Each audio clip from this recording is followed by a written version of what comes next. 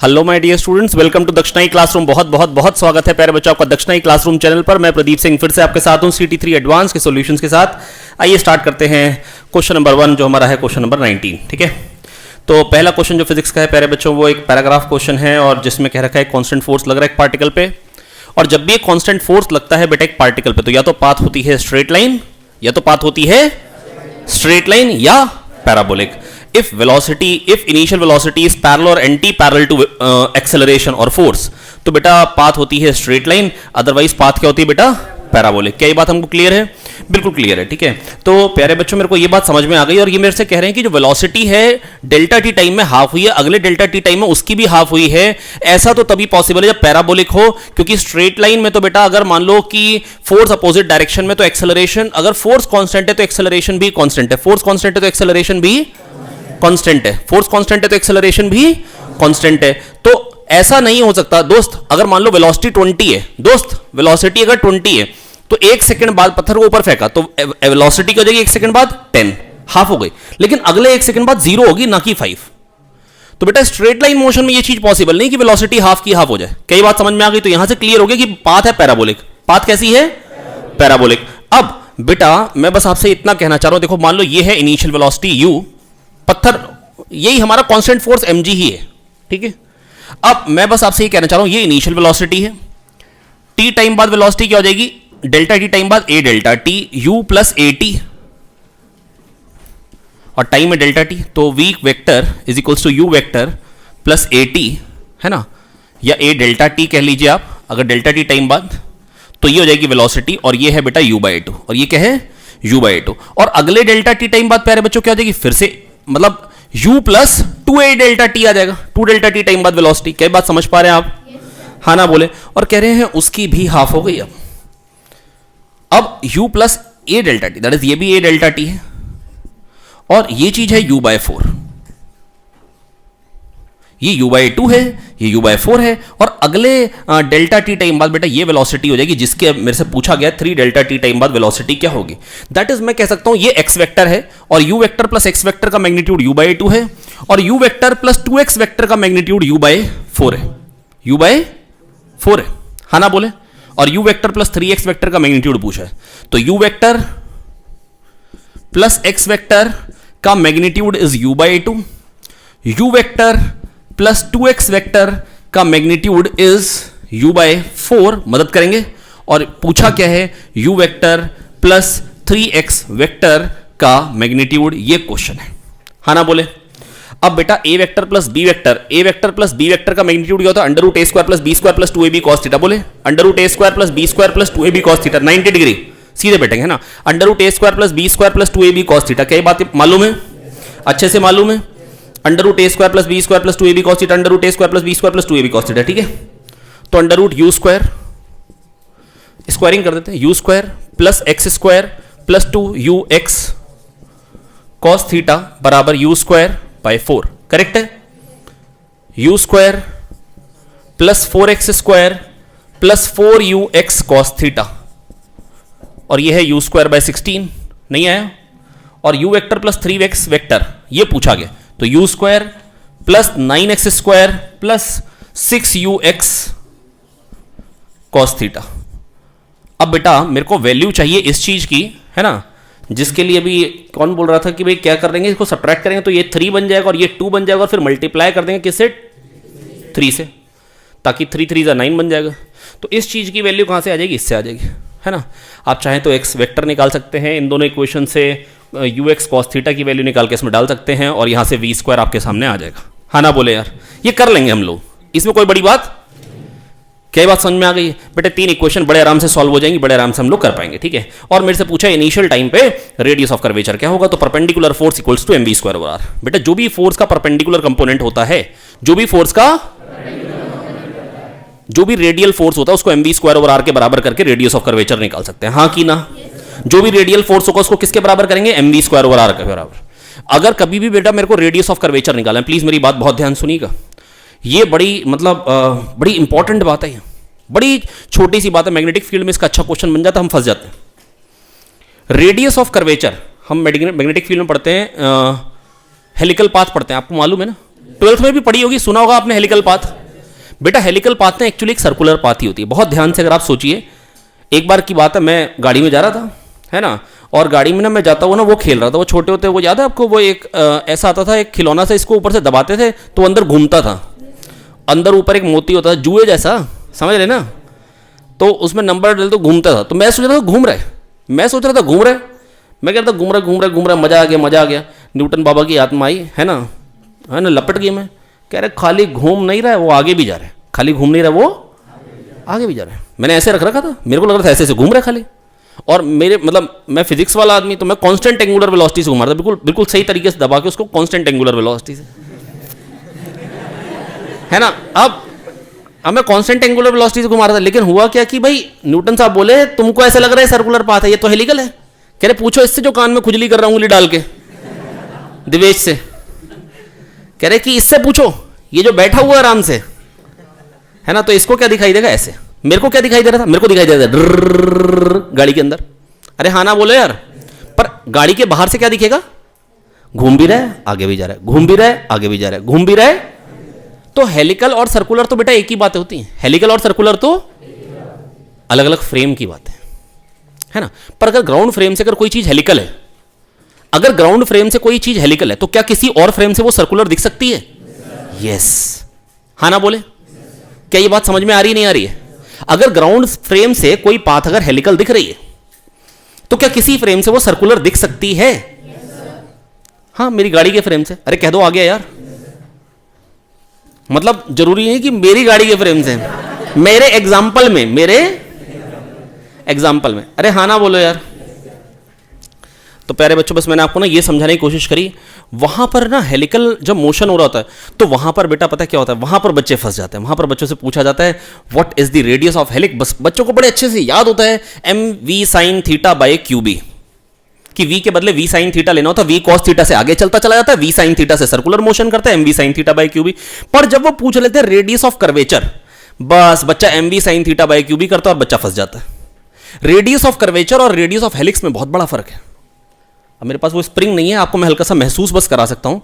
हमेशा याद रखना बेटा, रेडियस ऑफ कर्वेचर अगर कोई भी पूछ रहा है तो आपको करना क्या, परपेंडिकुलर फोर्स को mv स्क्वायर ओवर आर के बराबर। क्या करना है?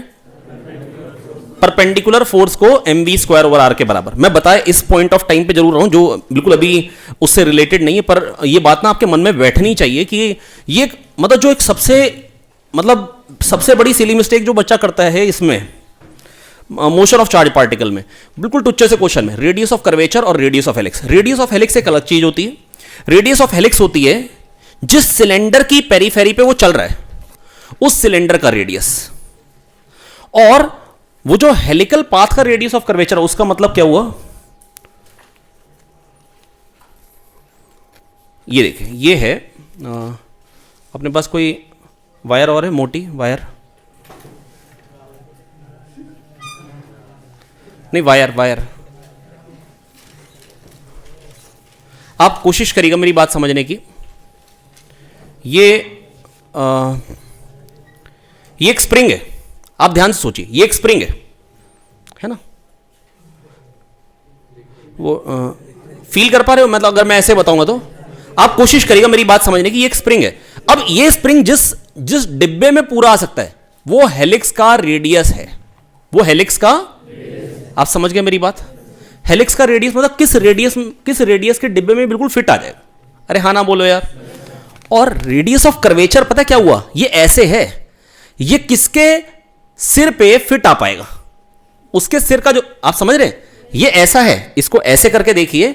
अब ये किस सर्कल का पार्ट दिख रहा है आपको, आप समझ रहे हैं? वो बड़ा है उससे, नहीं समझ पाए।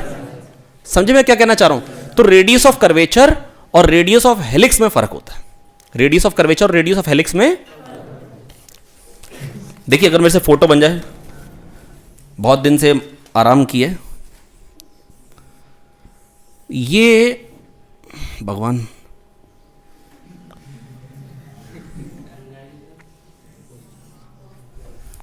मतलब ये अब आगे और लपेटना था लेकिन है ही नहीं जगह, अब मैं पीछे लपेट भी हूं, दिखेगा नहीं। तो मैं कहना चाह रहा हूं ये जो चीज है ना बेटा, ये काफी बड़े उस पे आ पाएगी सर्कल पे, और हेलिक्स का रेडियस ये है। आप समझ रहे मैं क्या कहना चाह रहा हूं? मतलब वो जो ऐसे बन रहा है ना, ये मतलब ये ऐसे ऐसे जा रहा है, आप समझ रहे, ये चीज काफी बड़े सिर पे आ सकती है। हाँ ना बोले यार, ये काफी बड़े रेडियस का एक पार्ट दिख रहा है। अगर मतलब उस छोटे से पोर्शन को देखोगे तो वो जिस सर्कल का पार्ट दिखेगा वो काफी बड़ा है। और वो कैसे निकालेंगे फिर हमारा निकालने का तरीका होगा एफ परपेंडिकुलर, एफ बोलो, एफ परपेंडिकुलर बराबर एम वी स्क्वायर बराबर, खत्म। यहां से आता है रेडियस ऑफ कर्वेचर। अगर हेलिकल मोशन अगर नहीं भी पड़े तो भी कोई आफत की बात नहीं, बस अगर वहां पर पूछेगा तो निकालेंगे हम इसे। परपेंडिकुलर फोर्स को एम वी स्क्वायर बराबर करेंगे, हाँ ना बोले। और रेडियस ऑफ हेलिक्स जो होगा 100% रेडियस ऑफ कर्वेचर से कम हो। मतलब मैं आपसे ये कहना चाह रहा हूं, कोई अगर कह दे स्प्रिंग है,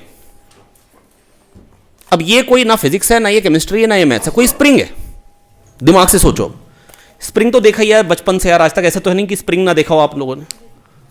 स्प्रिंग, ये स्प्रिंग का रेडियस ऑफ कर्वेचर ना, और जिस डिब्बे में वो स्प्रिंग पूरा आ सकता है, रेडियस ऑफ कर्वेचर स्प्रिंग का ज्यादा होगा। आप फील कर सकते हो ये बात कि अगर छोटा सा पार्ट काटो तो वो आपको बड़े सर्कल का पार्ट दिखाई देगा, जबकि जो रेडियस सिलेंडर का, जिसमें सिलेंड्रिकल डिब्बे में जो इसमें पूरा आएगा वो सिलेंडर का रेडियस कम होगा। आप समझ सकते हैं मेरी बात? नहीं है दोस्तों, टेंजेंट तो नहीं जा रही ना।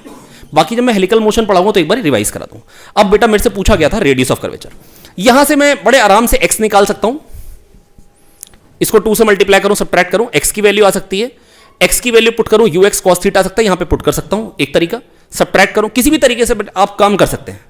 और अगर एक्स आपको पता लग गया, एक्स का मैग्नीट्यूड अगर आपको पता लग गया, एक्स है ए डेल्टा टी, ठीक है, एम ए है फोर्स, एम ए है फोर्स, तो M X by delta T, यही तो फोर्स है, नहीं आया समझ में? और जो फोर्स है, अगर कॉस थीटा आपको पता लग गया तो इनिशियल वेलोसिटी, मैंने थीटा पता है किसके बीच के एंगल को बोला है? इन दो वेक्टर के बीच के एंगल को, दैट इज दिस, ये वाले एंगल को। तो कॉस थीटा नेगेटिव आएगा क्योंकि थीटा तो ऑब्ट्यूज है, क्योंकि जब प्रोजेक्टाइल ऊपर जाता है तभी रफ्तार कम होती है, हाँ ना बोलो यार। अब जो फोर्स का ये थीटा है तो ये 180 माइनस थीटा, तो F cos 180 minus theta, F sine 180 minus theta, F sine theta ये परपेंडिकुलर फोर्स है, इसको M V square over R के बराबर करेंगे तो रेडियस ऑफ कर्वेचर आ जाएगा। कॉस थीटा पता है तो साइन थीटा आप निकाल लेंगे, और इनिशियल वेलोसिटी यू थी तो यू पुट कर देंगे, M U square over R के बराबर करेंगे, आर निकल जाएगा। क्या दो आ गया यार, इंक नहीं डाले, नया मार्कर भी लेना, हो गया। अगला है प्यारे बच्चों, ये 6 मीटर पर सेकेंड से लिफ्ट जा रही है, 2 मीटर पर सेकेंड से उसकी रिस्पेक्ट में ब्लॉक ए जा रहा है ऊपर को, 6 मीटर पर सेकेंड से लिफ्ट जा रही है, 2 मीटर पर सेकेंड से ब्लॉक जा रहा है ऊपर को विद रिस्पेक्ट टू लिफ्ट।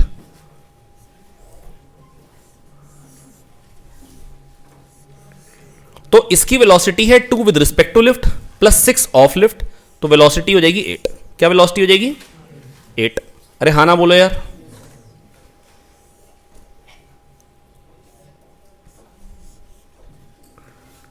अब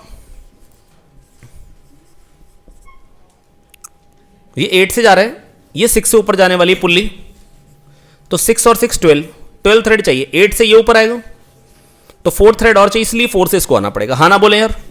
अब ये 4 से जाएगी तो 4 8 थ्रेड यहां चाहिए, 6 से तो ये ऊपर आ रही है, 8 में से 6 गया कितने बचा? 2, तो 2 से इसको ऊपर आना पड़ेगा, हाँ ना बोले।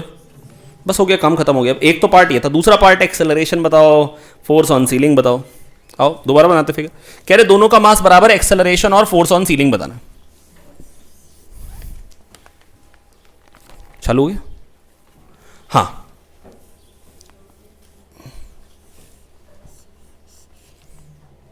एम, बहुत शानदार, और ये एक पुल्ली,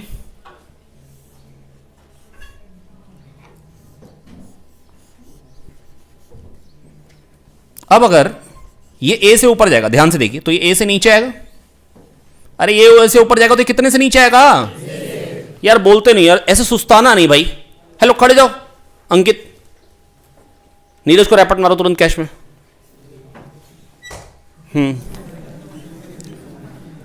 ए से ऊपर जाएगा तो ए से नीचे आएगा, ए कितना थ्रेड खाली हुआ तो कितना नीचे आएगा? क्या दो आ गया यार समझ में यार? एम जी माइनस टी बरा टी टी 2t 4t, अरे हाँ ना तो बोलो यार। अब ये तो नीचे जाएगा तो mg माइनस टी बराबर m इंटू 2 है। यार ये बहुत मुश्किल है क्या? और इस पे क्या लगेगा? 2t ऊपर को mg नीचे को, थोड़ा जल्दी करा दो यार। 2t माइनस mg क्या हो जाएगा? m इंटू, क्या यहां से आप t और a निकाल पाएंगे या नहीं निकाल पाएंगे? और फोर्स ऑन सीलिंग क्या होगा? t 2t या 4t? कह दो आ गया समझ में यार। अरे हाँ ना बोलो यार। पल्ले पड़ रहा है नहीं पड़ रहा है? दोबारा बता रहा हूं, ये वाला क्वेश्चन मालूम है आप लोगों को? बेटा मस्करी बिल्कुल नहीं करें, सब लोग को बहुत ध्यान से इधर देखना यार, है ना यार, है ना? पूरा समझ में आ रहा है? अगला क्वेश्चन बेटा 23 24 वाला क्वेश्चन इंपॉर्टेंट है। अब ये केस बेटा हम कभी भी नहीं भूल सकते, मतलब ये केस आपको मालूम होना चाहिए। जो हमारा टेढ़ा वाला सिंपल पेंडुलम है, सिंपल पेंडुलम सबको मालूम रहता है, टेढ़ा वाला सिंपल पेंडुलम ये पक्के से मालूम रहना चाहिए हमेशा के लिए, ठीक है? अब बेटा ये टेढ़ा वाला सिंपल पेंडुलम बनाने का तरीका क्या है? या तो mg और q ही कर दिया इन्होंने, और क्या तरीका हो सकता है? कह देंगे हवा चल रही है, हवा से फोर्स आ गया, और कह देंगे मॉडर्न फिजिक्स में इंक्लूड कर देंगे कल को, कह देंगे वहां से फोटोन फेंक दिए, वहां से रेडिएशन आ रहा है, रेडिएशन का फोर्स आ रहा है, रेडिएशन फोर्स आ रहा है। अरे हाँ ना बोलो यार। कैसा भी फोर्स आ रहा हो मेरे को उससे कोई मतलब नहीं है, मेरे को बस इतना मतलब है कि इक्विलिब्रियम पोजीशन का है। मेरे को क्या मतलब है? देखो बेटा अगर कभी भी मेरे से कोई कहता है, अगर कभी भी मेरे से कोई कहता है mg के अलावा एक हॉरिजॉन्टल फोर्स लग रहा है, वो कुछ भी हो मेरे को उससे कोई मतलब नहीं, बस मेरे को इतना पता होना चाहिए ऐसा कैसे हो गया था जब खाली mg लग रहा था कि इसकी स्पीड ना बढ़ रही थी ना घट रही थी, क्योंकि टेंशन ने वर्क करना नहीं, क्योंकि टेंशन ने तो वर्क, धागा तो परोठे खा के आया नहीं हमारी तरह। और ना तो ये mg के डायरेक्शन में नीचे जा रहा है, ना mg से अपोजिट डायरेक्शन में ऊपर जा रहा है। ऊपर जाएगा तो स्पीड कम हो जाएगी, नीचे जाएगा तो स्पीड बढ़ जाएगी। ना ये ऊपर जा रहा है ना ये नीचे जा रहा है, तो ना तो बेटा स्पीड बढ़ने वाली है और ना ही स्पीड घटने वाली है। कह दो आ गया समझ में यार, कोई मुश्किल नहीं है, कोई मुश्किल आया समझ में? अब बेटा बस मैं आपसे ये कहना चाह रहा हूं, प्यारे बच्चों मेरी बात सुनेंगे बहुत ध्यान से, कि यहां पर बेटा हमने किया गया था t mg, और ये हो गया था बेटा total force which is mv square over R. हाँ कि ना? पक्का आया? अब सोचो बेटा, अब mg और qe बराबर थे, mg और qe बराबर थे, दोनों बराबर दे रखे हैं क्वेश्चन में, तो 45 डिग्री इक्विलिब्रियम पोजीशन होगी, क्योंकि दोनों बराबर हैं, इधर वाला भी mg इधर वाला भी mg, तो बेसिकली mg रूट 2 लग रहा है, mg का mg रूट 2। क्या ये बात सोच सकते हो या समझाने की जरूरत है? क्वेश्चन तो पढ़ के बैठे ना यार हम लोग यार। अब कह रहे हैं यहां से इसको मैं खींच के यहां पे ले आया, अब उसके बाद कह रहे हैं यहां से मैंने इसको स्पीड दी इस तरीके से ताकि स्पीड कांस्टेंट रहे। अब जो फोर्स है बेटा, हेलो, जो टोटल फोर्स है वो इधर को है, तो ना तो वो इसके अलोंग जाए ना वो इससे अपोजिट जाए, इससे परपेंडिकुलर प्लेन में घूमे ऐसे, बस ना स्पीड बढ़ेगी ना घटेगी, ना स्पीड बढ़ेगी ना घटेगी। बेटा हाँ ना तो बोलो यार मेरे दोस्त, इधर देखेंगे ना यार। अब यहां पर बेटा mg इफेक्टिव इधर को आने वाला है, t इधर को आने वाला है, t mg इफेक्टिव और ये mv स्क्वायर ओवर आर। क्या ये आप लोग सोच पा रहे हैं कि मैंने किस तरीके से ट्रायंगल बना दिए? और ये जो एंगल है 45 है, तो tan 45 क्या हो जाएगा प्यारे बच्चों? mv square over R upon mg effective, tan 45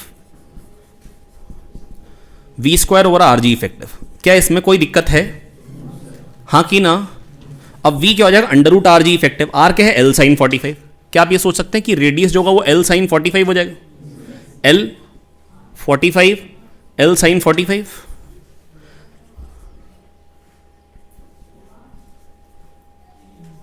g effective g root two sine 45 cut जाएंगे, under root L g, v कितना आ गया? Under root. कोई दिक्कत नहीं है, प्राण नहीं निकल रहे, हाँ कि ना?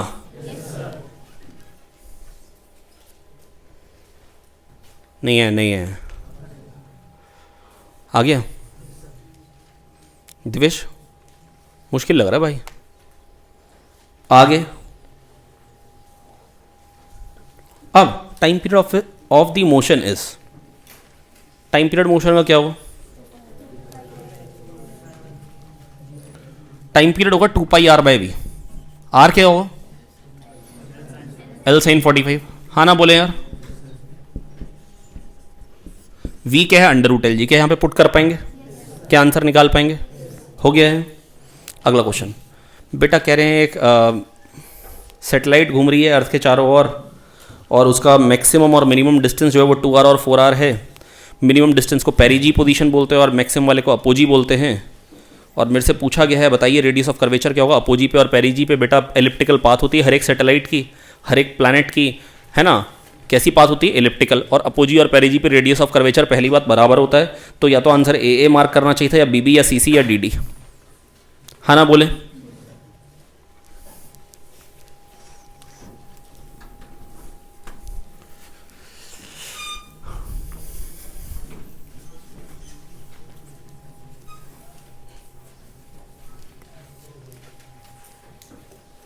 सॉरी, हाँ अब देखिए,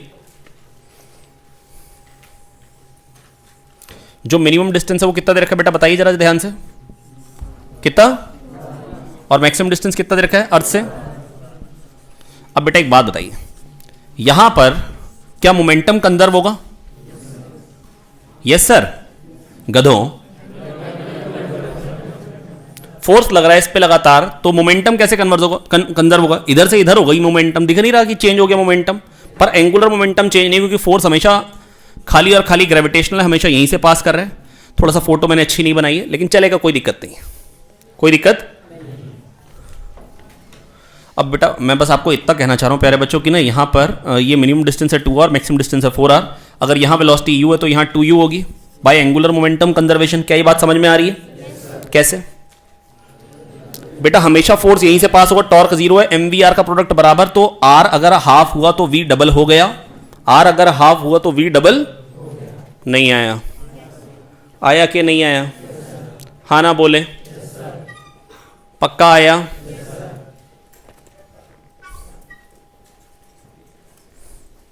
ओके। इसके बाद r अगर हाफ हुआ तो v डबल हो गया। ये एक इक्वेशन यूज करके u और 2u का रिलेशन, और फिर यहां पर और यहां पर बेटा क्या चीज बराबर कर सकता हूं? काइनेटिक एनर्जी या mechanical energy? Half m u square, वहां पर काइनेटिक एनर्जी और potential energy minus G M M by 4r। Half m 2u square minus G M M by, बेटा बोल दो यार, 2r। कह दो आ गया समझ में यार, कोई दिक्कत नहीं, कोई दिक्कत। हाँ कि ना? आया कि नहीं? तपन, तपन, दूसरा वाला तपन कहाँ गया? पीछे वाला तपन कहाँ है? गोरा वाला तपन का थोड़ा, अच्छा हाँ चलिए यही देखिए, गोरा तो मतलब ये भी नहीं है, मतलब कॉन्ट्रास्ट है, मतलब थोड़ा सा। चलिए ये देखिए, तो यहाँ से बेटा हम क्या कर सकते हैं, अब हम यहाँ से u की वैल्यू निकाल सकते हैं। अरे हाँ ना तो बोलो यार, u आ जाएगा, u आ जाएगा, मैं निकालूँ, आप कर लेंगे। अब u आ गया तो यहाँ पर बेटा रेडियस ऑफ कर्वेचर निकालना, तो G M M by 4r square is equals to M U square over r। आप भले यहाँ से निकाल लें, भले यहाँ से निकाल लेंगे। जी एम एम बाय 2r का स्क्वायर बराबर M V square over r। V क्या है? 2u। आप बहुत ध्यान से देखिए, 2 का स्क्वायर 4, 4 का, और यहां पर भी 2 स्क्वायर स्क्वायर 4, 4 4 16 दिख रहा है इधर, और यहां पर भी 16 दिख रहा है, दोनों से r की वैल्यू सेम ही आएगी, है ना। चलिए नेक्स्ट, तो ये 25 26, इसके बाद 27 है ना। काफ़ी आसान क्वेश्चन है दोस्त। 7:45 पानी की बोतल भी लेना यार, 7:45 लेना। जाओ जाओ आप जाओ, हो जाएगा।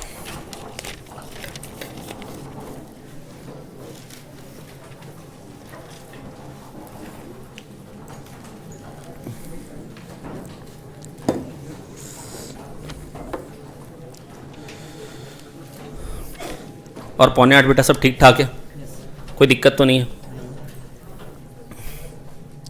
7:45 बेटा यहाँ पे ये पानी है और यहाँ पे रखा हुआ मिरर। 7:45 यहाँ क्या रखा हुआ है?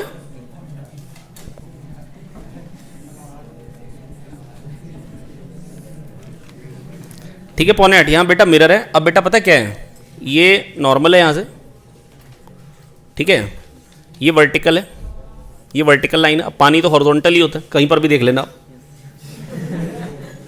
ये 15 है तो ये 90 माइनस 15 है, 90 प्लस 15 हो गया 105 डिग्री। हाँ ना बोलो यार, ये नॉर्मल है। अब कह रहे हैं कि यहाँ से अगर आप लाइट रे को टिल्ट कर करके भेजेंगे तो जितना ज़्यादा टिल्ट करेंगे यहाँ पर भी उतना ही एंगल बढ़ता जाएगा। सही बात है। और एक टाइम आएगा कि यहाँ पर से TIR होने लग जाएगा, लाइट बाहर नहीं। तो कितने मैक्सिमम एंगल के लिए लाइट बाहर जा सकती है? म्यू दे रखा है 2/√3। म्यू क्या दे रखा है? म्यू दे रखा है 2/√3। म्यू 2/√3 देखते ही सबसे पहली बात आपको क्या समझ में आती है? साइन थीटा सी 1/μ, थीटा सी हो गया 60 डिग्री। क्या ये बात समझ में आती है नहीं आती है? 7:45 जाओ 7:45। तो बेटा मैं बस आपसे ये कहना चाह रहा हूं, जब यहां 60 डिग्री एंगल बन गया, बस अब इससे ज्यादा आप एंगल नहीं बढ़ा सकते ये वाला। और ये 60 तो ये कितना हो गया? 30।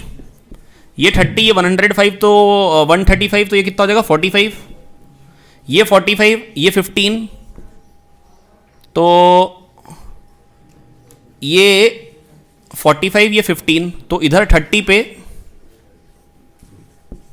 क्योंकि ये टोटल ये एंगल ऑफ रिफ्लेक्शन है और ये एंगल ऑफ इंसिडेंस, ये भी तो 45 ही होगा ना यार। ये 15 है तो 30 डिग्री हो गया, तो R भी 30 हो गया। बस अब आप ऐसा कर सकते हो कि इससे ज़्यादा इस एंगल को मत बढ़ाना। ये एंगल ऑफ इंसिडेंस अगर आपने बढ़ाया इससे ज़्यादा, तो यहां पर रे बाहर नहीं जाएगी। कह दो आ गया समझ में यार? हाँ ना बोलो यार, बड़ा मुश्किल है भाई। राजगुप्ता इसमें तो प्राण निकल जाएंगे भाई। नहीं निकलेंगे, वेरी गुड। वैसे भी प्राण तो निकलने भी नहीं चाहिए कभी भी, है नहीं?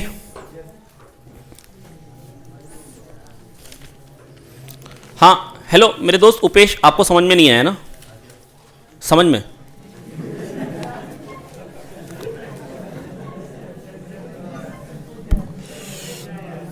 हाँ अच्छा बेटा बात सुने, कहाँ पहुंच गया यार? ये हो जाएगा, इसके बाद करूं मैं? पूछा क्या था? Maximum angle of incidence theta. अच्छा थीटा कह रहे तो मैं भी थीटा कहूंगा। 1 साइन थीटा बराबर म्यू साइन 2/√3 साइन 30, क्योंकि R तो 30 आया था, साइन 30 हाफ, तो साइन इनवर्स 1/√3, तो आंसर क्या हो जाएगा? 3, क्योंकि साइन इनवर्स √3/3 ही 1/√3 बनेगा। क्या दो आ गया? बड़ा मुश्किल है भाई ये। अगले में टर्मिनल वेलोसिटी पूछिए। अगले में क्या पूछिए? Terminal velocity. देखो बेटा मैं आपको ना एक बात बताऊं, मतलब ये जो क्वेश्चंस होते हैं खासतौर पे मैग्नेटिक फील्ड EMI वाले, चलो ऐसा करेंगे, इसको सेपरेटली एक बार मतलब फटाफट रिवाइज कर लेंगे बाद में। अभी आज पहले काम की बात निपटा लेते हैं, कल रिवाइज कर लेंगे, ठीक है? ये L लेंथ की रॉड है, M मास है, mg नीचे को लगेगा। बस जब mg और IL भी बैलेंस हो गए, जब mg और IL भी बैलेंस हो गए, तो बेटा फिर कांस्टेंट स्पीड से आएगी। फिर कैसे आएगी नीचे? mg और I क्या है? BLV/R, ये सोच सकते हो, और ILV ये फोर्स हो गया। खत्म बात, यहां से भी निकाल लो यार। हो गया यार, बड़ा मुश्किल है भाई। BLV EMF, अरे ये तो सोच लेते हो ना यार। Next, A uniform solid sphere of mass m radius r is rotating with respect to its diameter with angular velocity omega in free space. That is, there is no one to exert any force on sphere. अरे आधा part sphere का दूसरे आधे part of sphere पे कितना force लगाएगा? F कितना लगाएगा? ये वाला आधा पार्ट इस पे कितना फोर्स लगाएगा? F। हाँ ना बोलो। और टोटल फोर्स जो आता है सेंटर की तरफ, बेटा अब सेंटर ऑफ मास घूम रहा होगा कितने रेडियस पे? 3r/8 पे। सॉलिड हेमिस्फीयर का जो रेडियस और जो सेंटर ऑफ मास होता है 3r/8 पे होता है, सेंटर से, सेंटर ऑफ कर्वेचर से। मालूम है ये बात? तो total force equals to total mass. आधे स्फीयर पे जो टोटल फोर्स आ रहा है, दूसरा आधा स्फीयर जो लगा रहा है। हाँ ना बोलो यार? बेटा एक पार्ट ऑफ स्फीयर दूसरे पार्ट ऑफ स्फीयर पे फोर्स लगा रहा होगा ना, तभी तो वो भाग नहीं रहा, तभी तो घूम पा रहा है। अरे हाँ ना तो बोलो। m/2 ω², 3r/8। हाँ ना बोलो यार? तो 3/16 वाला आंसर हो जाएगा। तो n तो 3 हो गया। नेक्स्ट, अगला। इसमें अब बेटा ये तो मैं आपको सुबह ही समझा चुका था वैसे, आइए देखें।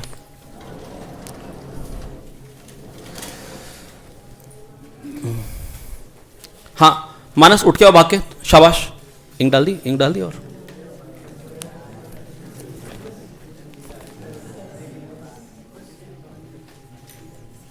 ये कपड़ा उठाओ पहले, बहुत शानदार तरीके से, बहुत शानदार बिटोए। और फिर उसके बाद आपको ये फिगर ड्रॉ करनी है।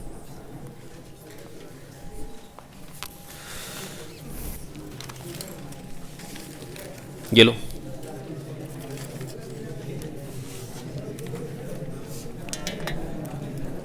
हाँ तो अच्छा बेटा बात सुनेंगे, देखो ऐसे बातचीत बिल्कुल नहीं करेंगे। अच्छा ये अगला क्वेश्चन जो है 31 वाला है ना, 30th वाला मानस ड्रॉ करेगा, उसके बाद करेंगे 31 वाला जो क्वेश्चन है बेटा, ये एक आसान क्वेश्चन भी है और ये साथ ही साथ एक ये काफ़ी इंपॉर्टेंट है बेटा। कैविटी वाली प्रॉब्लम भले आपको, मैंने आपको पहले ही बोला, भले मैग्नेटिक फील्ड की हो, भले इसकी हो, भले सेंटर ऑफ मास में हो, भले मोमेंट ऑफ इनर्शिया में, ये 4 जगह बेटा कैविटी की प्रॉब्लम मिलनी है और चारों जगह की कैविटी की प्रॉब्लम आपको बहुत कायदे से आनी चाहिए। अगर नहीं आती है तो बेटा बहुत बड़ा पाप है।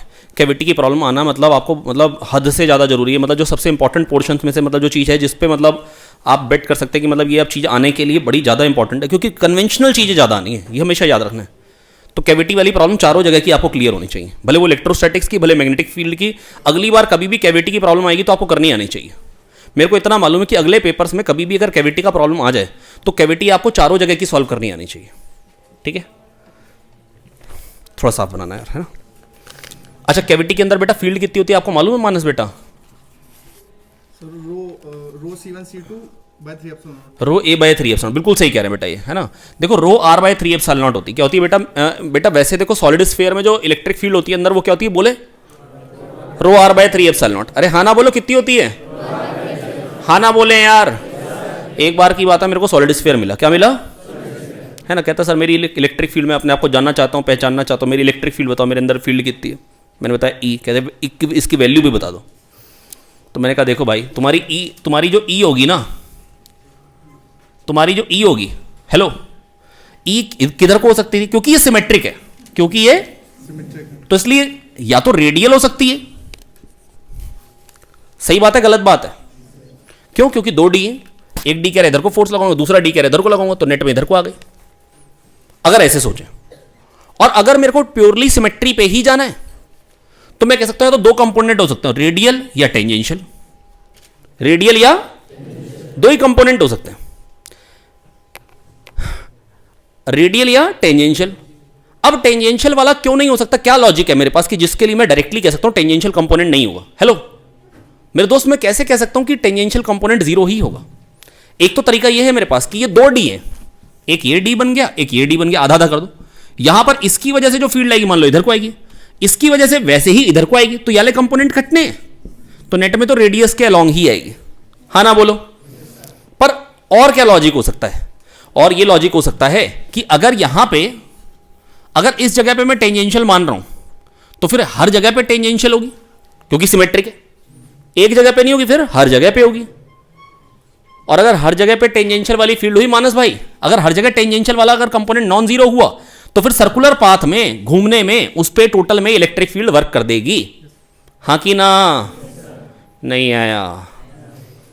अगर टेंजेंशियल वाला कंपोनेंट नॉन जीरो हुआ तो हर जगह electric field qE dl, qE dl, qE dl, qE dl, qE dl, हर जगह पे पॉजिटिव पॉजिटिव वर्क होंगे, टोटल पॉजिटिव वर्क आ जाएगा। लितेश भाई हाँ कि ना? लितेश समझ में आया नहीं है? मैं प्यारे बच्चों बस आपसे ये कहना चाह रहा हूं कि टोटल जो वर्क आ जाएगा वो पॉजिटिव आ जाएगा। टोटल जो वर्क आ जाएगा प्यारे बच्चों वो कैसा वर्क आ जाएगा?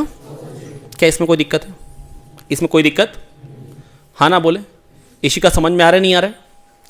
अब देखो बेटा, टोटल वर्क आ जाएगा पॉजिटिव, जो कि होना चाहिए सर्कुलर पाथ में कैसा वर्क होना चाहिए? इलेक्ट्रोस्टैटिक फोर्स का 0, क्योंकि इलेक्ट्रोस्टैटिक फोर्स तो कंजर्वेटिव फोर्स है।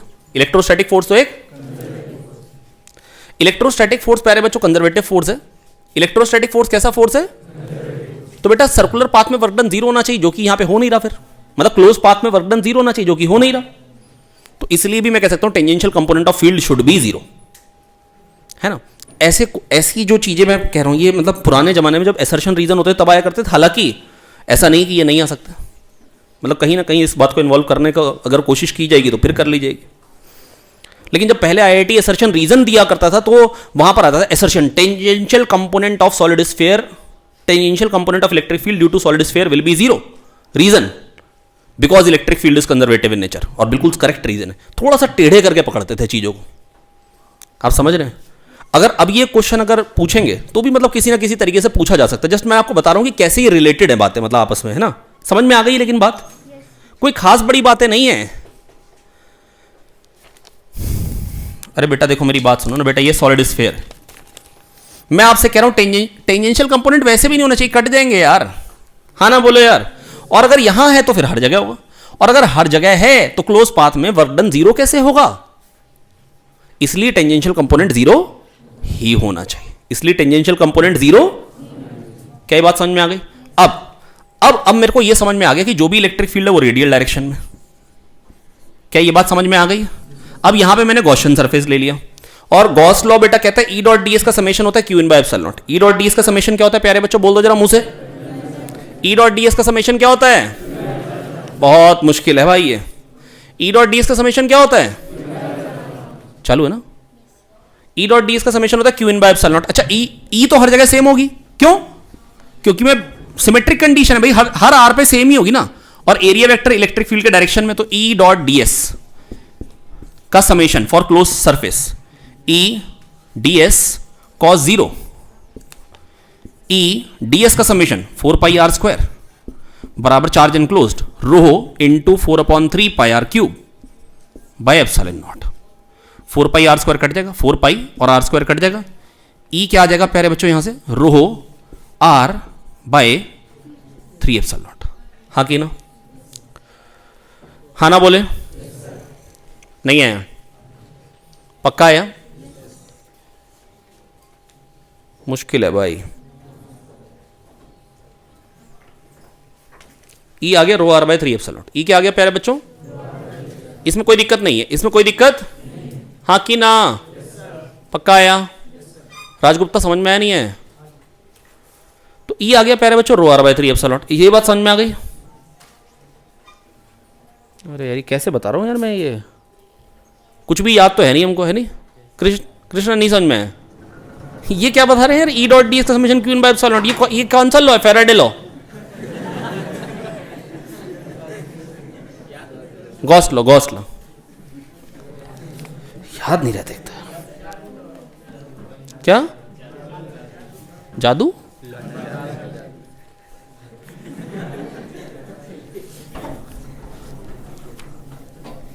आइए देखिए बेटा, देखो यहां पर मैंने बेटा एक गॉसियन सरफेस लिया। ई डॉट डी एस का समेशन ई डी एस कॉस जीरो आएगा हर जगह। ई डॉट डी एस का समेशन क्या आएगा प्यारे बच्चों? ई D S cos zero. E D S cos zero की वैल्यू क्या होती है? 1। डी एस का समेशन हो जाएगा 4 pi are square E into 4 pi are square. Charge enclosed, 1 volume में चार्ज रो है, तो इसमें कितना हो जाएगा? Rho into 4/3 pi are cube. अरे हाँ ना तो बोलो यार, बाय एप्सिलॉन नॉट। यहां से 4 पाई आर स्क्वायर को गुस्से में आके काट दीजिए, ई आ गया रो आर बाय 3 एप्सिलॉन नॉट। बहुत ही मुश्किल चीज आपने कर ली सॉल्व। हाँ ना बोले यार? वेक्टर फॉर्म में कैसे लिखेंगे? किसी भी आर पे रेडियल डायरेक्शन में ही है तो आर वेक्टर के डायरेक्शन में ही होगी, E equal to rho are vector by 3 epsilon naught. हाँ ना बोले यार? पल्ले पड़ गया या सब टेंजेंट चला गया? पल्ले पड़ गया?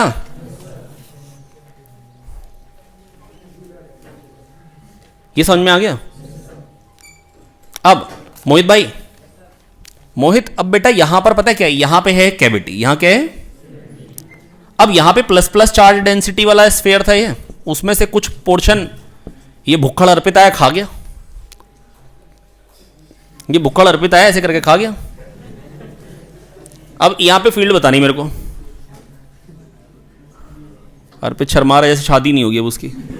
अब यहां पे आप प्लस माइनस दोनों मान लीजिए, एक्चुअली न्यूट्रल है तो उससे फायदा क्या होगा? रो चार्ज डेंसिटी का एक बड़ा स्फीयर और माइनस रो चार्ज डेंसिटी का एक छोटा स्फीयर।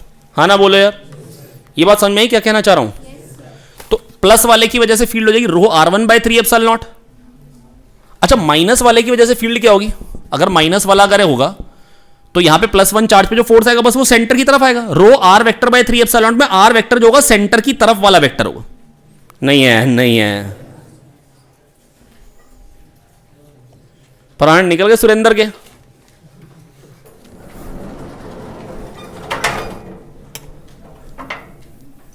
क्या बताएं बाबूजी तुम्हें? Surendra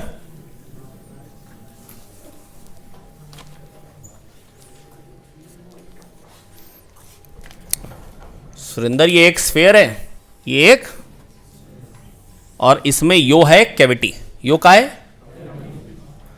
plus plus plus plus plus plus plus minus plus minus plus minus. अब क्या हो गया? यहां पे प्लस का पूरा एक स्फीयर हो गया, माइनस का एक छोटा स्फीयर हो गया। क्या ये बात समझ में आ गई है? अच्छा अब मैं आपसे ये कहना चाह रहा हूं, अगर प्लस वाले के कारण जो फील्ड होगी वो रेडियस वेक्टर के डायरेक्शन में होगी। क्या ये बात समझ में आ रही है? तो माइनस वाले के कारण जो फील्ड होगी, +1 चार्ज पे फोर्स जो होता है बेटा, वो तो सेंटर की तरफ को आएगा ना इस पे फोर्स। तो इसमें जो r vector, rho are vector by 3ε0 लिखोगे, वो आर वेक्टर होगा अवे, और यहां पर होगा आर सेंटर की तरफ। यहां पे सेंटर से अवे, माइनस वाले में सेंटर की तरफ। समझ में आ गया? और राहुल भाई सब ठीक ठाक है? सदमे में हो? पॉटी कर रहे हो क्या तुम? नहीं, हमारी गुड़िया भी ऐसा ही मुंह बनाती है, कर रही थी ऐसे बिल्कुल बिल्कुल सीरियस सी होकर बैठ जाती है।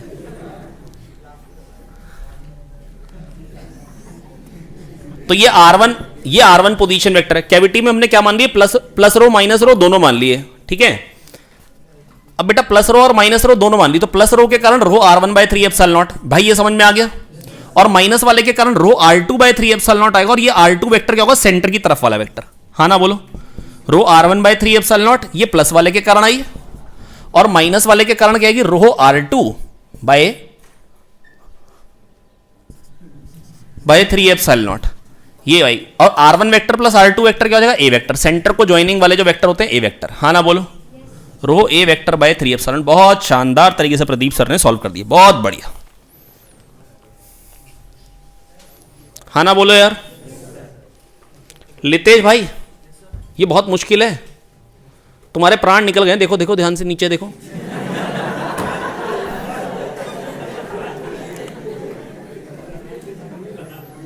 हाँ ये समझ में आ गया भाई? हाँ आशीष तुम्हें तो समझ में नहीं आया वो?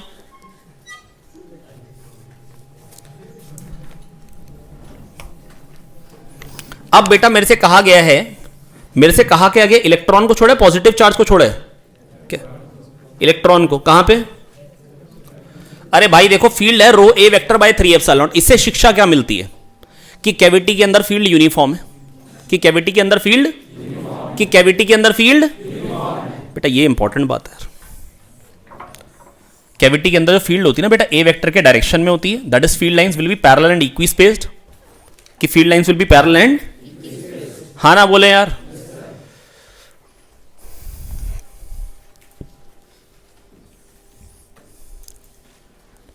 तो यहां पे plus plus plus plus plus plus plus.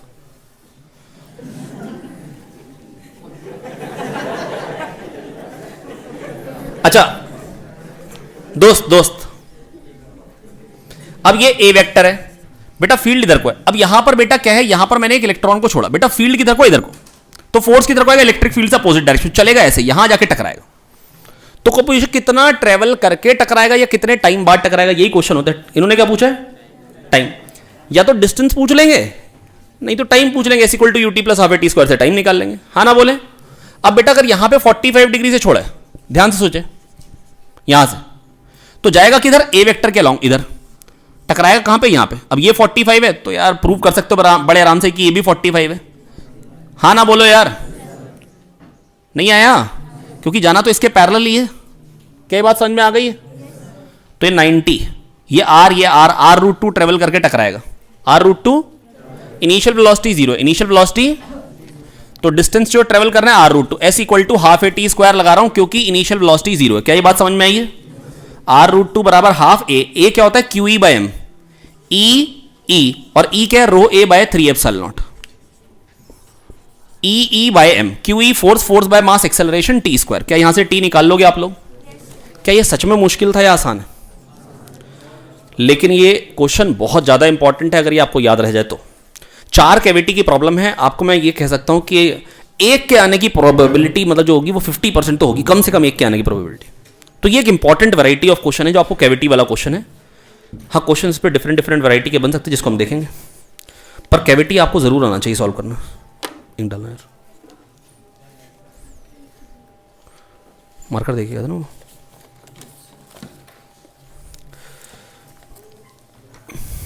हाँ आगे कितने क्वेश्चन बचे हैं? चलिए 2 क्वेश्चन कर लेते, फिर थोड़ा सा आपको ब्रेक देंगे देखने के लिए। हाँ मेरे दोस्तों, ये वाला क्वेश्चन देखो, अगर ये पॉइंट ए है तो क्या ये भी पॉइंट ए नहीं है? क्या बीच में कुछ है? ये भी ए है, ये भी ए है, ये भी ए है, ये भी ए है,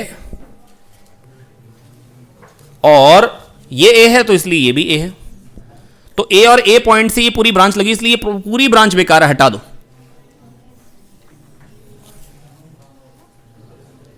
अरे कहो आ गया यार। और ये पॉइंट है बी, तो ये भी पॉइंट बी है, ये भी पॉइंट बी है, बी है, बी है, ये भी बी है, ये भी बी है, और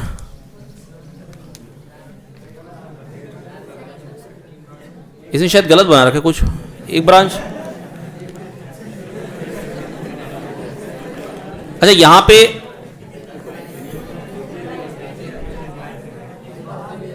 इससे मतलब ये वायर गलत जगह जोड़ रखी है, ये यहां से यहां जा रही है शायद, ऐसा है ना। तो ये भी पॉइंट भी है, इसलिए ये भी हट जाएगा। मतलब अपने को इतना याद था कि मतलब यहां पर भी बेसिकली हटना है, दोनों तरफ एक एक ब्रांच हटती है। लास्ट ईयर भी हटी तो इस ईयर हटना ही पड़ेगा ना यार, हर साल हटती है। ए से के बीच में दो, ए से बी के बीच में दो कैपेसिटर, ए से बी के बीच में दो कैपेसिटर, सी का C/2, सी का C/2। और क्या अब आप ये समझ पा रहे हैं, ए से बी के बीच में तीन कैपेसिटर, तीन कैपेसिटर, तीन कैपेसिटर, तीन कैपेसिटर, तीन कैपेसिटर, और ये बीच में ऐसी जगह लगाए जिनके बीच में पोटेंशियल डिफरेंस जीरो है। क्या ये बात याद आ गई प्रदीप सर की आपको? क्या प्रदीप सर ऐसी बातें बताते हैं आप लोगों को?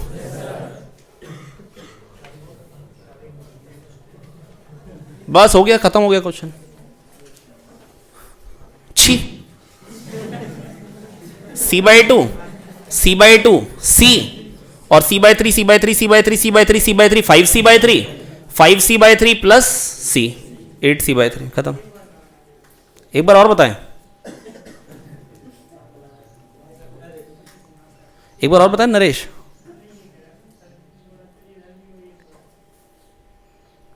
थोड़ा सा ऊंचा बोल दो यार।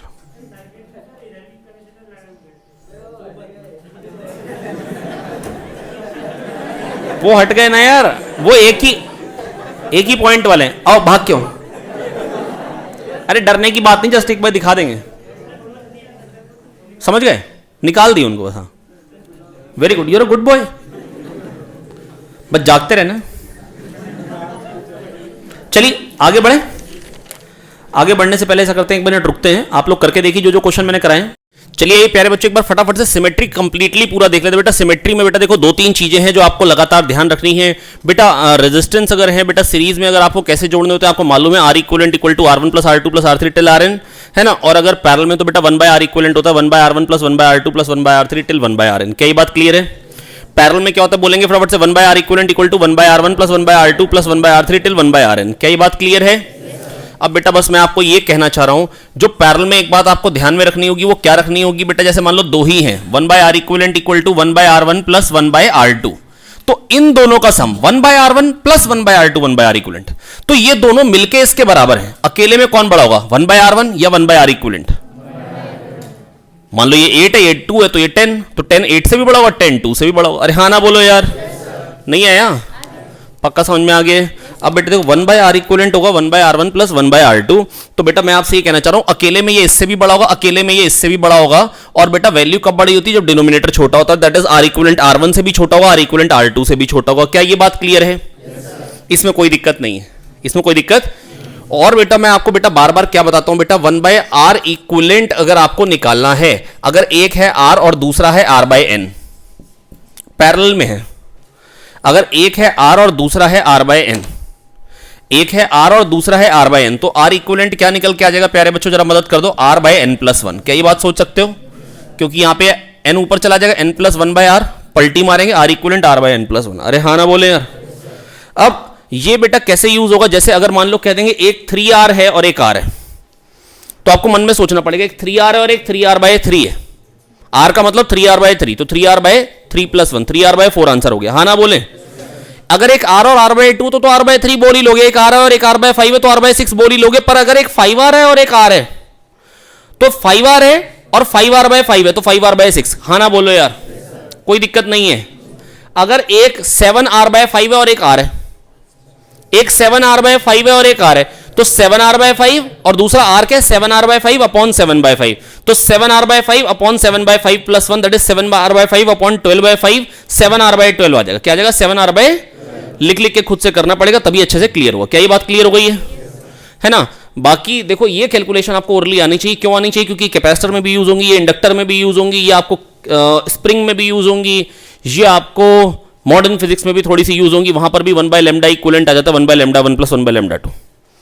तो जहां पर भी ये चीज आएगी वहां पर आप r और r/n या लैम्डा और λ/n बड़े आराम से यूज कर सकते हैं।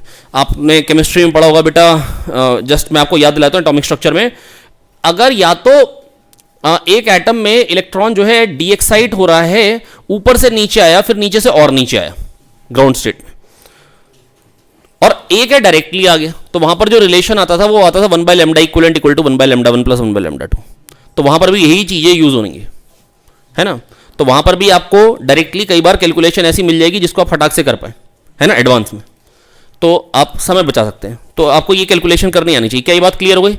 तो मैंने आपको कैलकुलेशन वाला पार्ट आपको अलग से बता दिया। अब बेटा बात आती है सिमेट्रिक वाले सर्किट्स में आपको क्या यूज करना होता है। देखो पहली बात, कोई भी सर्किट जो भी आप देखने वाले हैं, या तो वो सीरीज है या वो पैरेलल है, या वो सीरीज है या वो, अगर आपको नहीं दिख रहा है तो आपको बस ध्यान से देखना है वो सीरीज या पैरेलल है और कोई सर्किट नहीं होता है। ये स्टार डेल्टा ये जो किताबों में लिखे मिल जाते हैं सब बेकार है, ये किसी काम का नहीं। आईआईटी कुछ नहीं पूछेगी।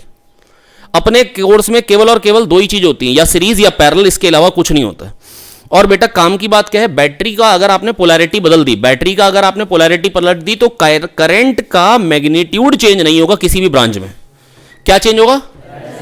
डायरेक्शन चेंज होगा। यार ये इसमें कोई बड़ी बात है क्या बेटा? अगर मान लो आर इक्विवेलेंट सर्किट का रेजिस्टेंस है तो ई बाय आर इक्विवेलेंट ही करंट आएगा ना यार, हाँ ना बोले यार।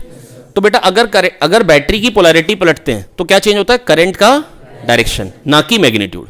मैग्नीट्यूड वही का वही रहता है। और अब बेटा मैंने आपको ना देखो एक बात बताई कि कभी कभी दो तारों को चिपकाते हैं तो चिंगारी निकलती है, और कभी कभी दो तारें टकराती कोई चिंगारी, तो वो क्या बता रही होती? दोनों का पोटेंशियल सेम है या डिफरेंट है। पोटेंशियल डिफरेंट होगा तो करंट आएगा, करंट आएगा तो वो बहुत थोड़ा सा एरिया कॉन्टैक्ट में आता है, वहां पर आपको जलता हुआ दिखाई देता है। इसलिए रो L बाय ए, एरिया कम है कॉन्टैक्ट में, तो इसलिए रेजिस्टेंस बहुत ज्यादा, हीट बहुत ज्यादा निकल रही है और पोर्शन जल जा रहा है वहां पे इतनी हीट से, वो आपको जलता हुआ लाइटनिंग दिखाई दे रही है, हाँ ना बोले।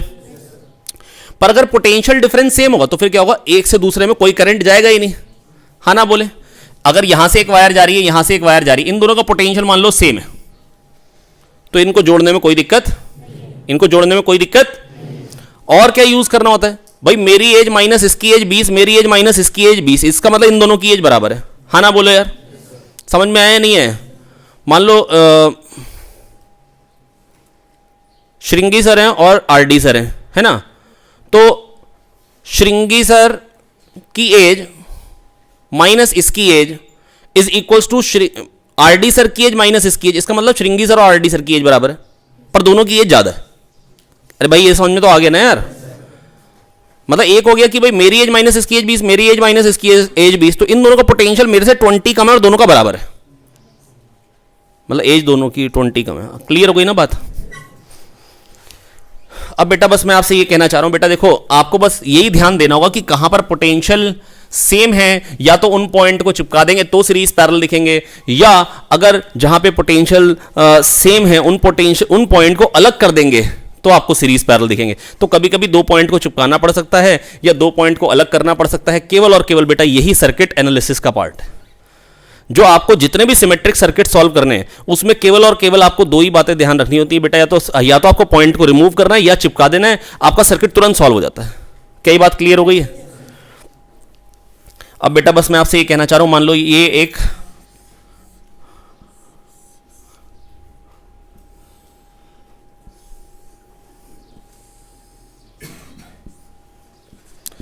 एक हेक्सागन है, हर एक ब्रांच में एक सांप है ना, बनाएंगे नहीं है ना, बस इतना, मतलब हर एक ब्रांच में, यहां पे भी हटाए, हर एक ब्रांच में एक है।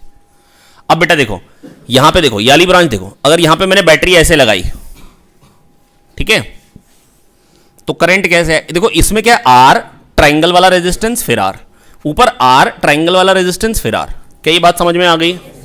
पक्का समझ में आ गई या नहीं आ गई? मैं कह रहा हूं इन दोनों में करंट बराबर जाएगा, हां कि ना? और इसमें क्या जाएगा? कुछ अलग। क्यों? क्योंकि आर और मतलब कुछ डिफरेंट है ना ये वाली साइड, नहीं है समझ में, तो इसमें कुछ अलग करंट जाएगा। पर अगर मैं कह रहा हूं बैटरी ऐसे लगाई होती तो क्या होता, तो क्या total current twice of small I plus capital आई होता या अलग, करंट वही होता या अलग, करंट, क्या ये बात समझ में आ गई, पक्का आ गई है। तो बेटा अब क्या हो रहा होगा, अगर ऐसे लगाई होती तो आई आई और कैपिटल आई जाता, अब क्या हो रहा होगा, कैपिटल आई आई आई निकल के आ रहा हो, हाँ ना बोलो यार। देखो अब मान लो इसमें से, देखो देखो दो बातें वैसे अभी ना, वैसे मेरे को यहां पे जो समझ में आ रहा है, अगर मेरे को इसी को लेके अगर कुछ कुछ जो मैं इस सर्किट को देख के इन्फ्रेंस पता है क्या निकाल सकता हूं, मान लो ये पॉइंट है ए और ये पॉइंट है बी जिसके बीच में इक्विवेलेंट रेजिस्टेंस निकालना, तो मैं कह रहा हूं मान लो ये पॉइंट है सी, ये पॉइंट है डी,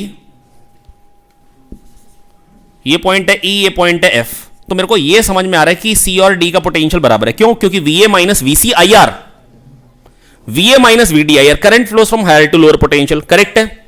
तो V A minus V C I R, V A minus V D I R, C D का पोटेंशियल बराबर चिपका दो, नहीं आया, अरे हाँ ना बोलो यार, सी डी का पोटेंशियल बराबर चिपका दो।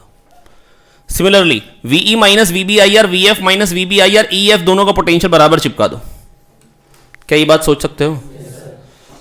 और जैसे ही इसको आप उठा के यहां पे चिपकाओगे सी और डी को, तो ये और ये पैरेलल में हो जाएंगे, ये और ये पैरेलल में हो जाएंगे, क्या फील कर पा रहे हो, ये यहां पे अगर इसके ऊपर जोड़ोगे तो यहां पे एक तार के साथ दूसरी तार पैरेलल में हो जाएगी, समझ में आ रही बात, तो बन क्या जाएगा, ये बन जाएगा।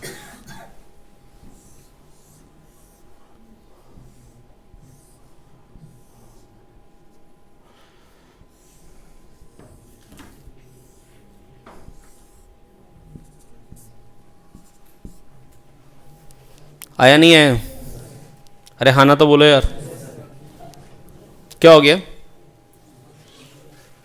ये बात समझ में आ गई। अरे भाई इसके ऊपर जाएगा, ये यहाँ पे जाएगा, आप समझ नहीं रहे हो, यहाँ पर भी दो तार हो जाएंगी, ये दोनों इकट्ठे हो जाएंगे, ये दोनों पैरेलल में हो जाएंगे, ये दोनों पैरेलल में हो जाएंगे, ये दोनों पैरेलल में हो जाएंगे और ये दोनों पैरेलल में हो जाएंगे, हाँ ना बोलो। अब ये R by two R by two R by two R by two R by two R are,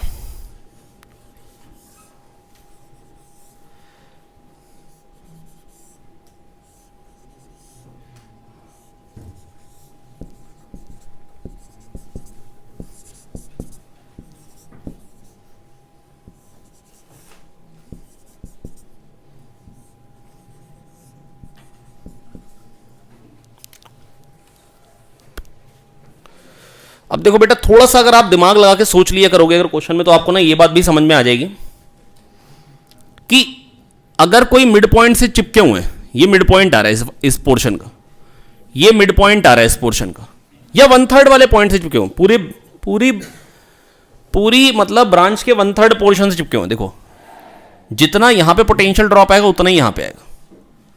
अगर ये नहीं होता, सोच के देखो, जितना इसमें पोटेंशियल ड्रॉप आएगा, इसमें मान लो करंट आई गया, यहां पे I1 गया, फिर वो यहां पे इसमें I माइनस I1 गया, फिर वही I1 इसमें आया और फिर I1 फिर यहां पे फिर से आई, तो बेटा जो इसमें पोटेंशियल ड्रॉप आना है वही इतने पोर्शन पोटेंशियल ड्रॉप आना है।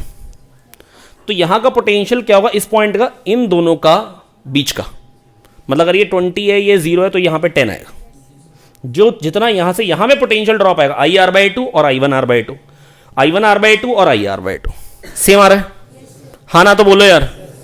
तो बेटा और जो यहां पर पोटेंशियल ड्रॉप आएगा वो यहां पर, तो बेटा इन दोनों पॉइंट को चिपकाओगे तो कोई करंट जाने वाला नहीं, अलग रखो तो भी फायदा है और साथ में रखो तो भी कोई नुकसान नहीं, हाँ ना बोलो यार। काम खत्म हो जाएगा, R by 2 R by 2 R R R by 2 R by 3 R by 3 plus R by 2 plus R by 2 4R by 3 4R by 3 और 2R 4R बाई 3 और 2R, ये हो जाएगा 4R by 3 upon 2 by 3, correct है। तो 4R by 3 upon 5 by 3 4R by 5, calculation तो कर ही लोगे ना यार। अब मैं थोड़ा सा तेज कर रहा हूं, आप हल्के कर लो यार। R by 2 R by 2 R R और R बाई 2 R बाई 3, ये समझ में आ गया। R by 3 plus R total मिला के 4R बाई 3। अब 4R बाई 3 किसके साथ पैरेलल में है, 2R के साथ, 2R को लिख सकता हूं 4R बाई 3 अपॉन 2 बाई 3, क्या ये बात समझ में आ रही है। 4R by 3 upon 2 by 3 plus 1 4R by 3 upon 5 by 3 4R by 5, क्या दो आया, हाँ ना बोला जाए, राजन बेटा मुंडी केवल इधर बेटा है ना, अभी इस साल के लिए इधर। हाँ समझ में आ गए? हाँ रोहित भाई समझ में आ गए? 7:45 समझ में आ गया? पॉइंट बॉटल देना यार।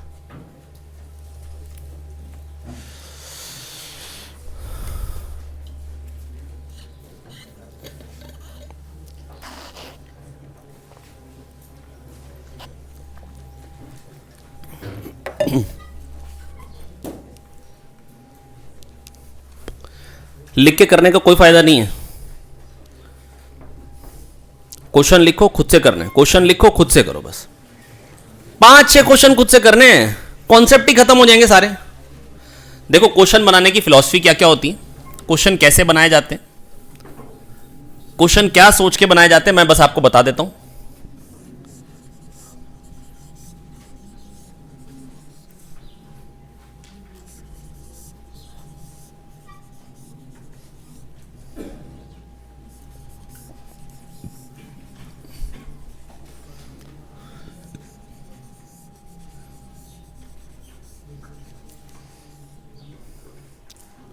ये है,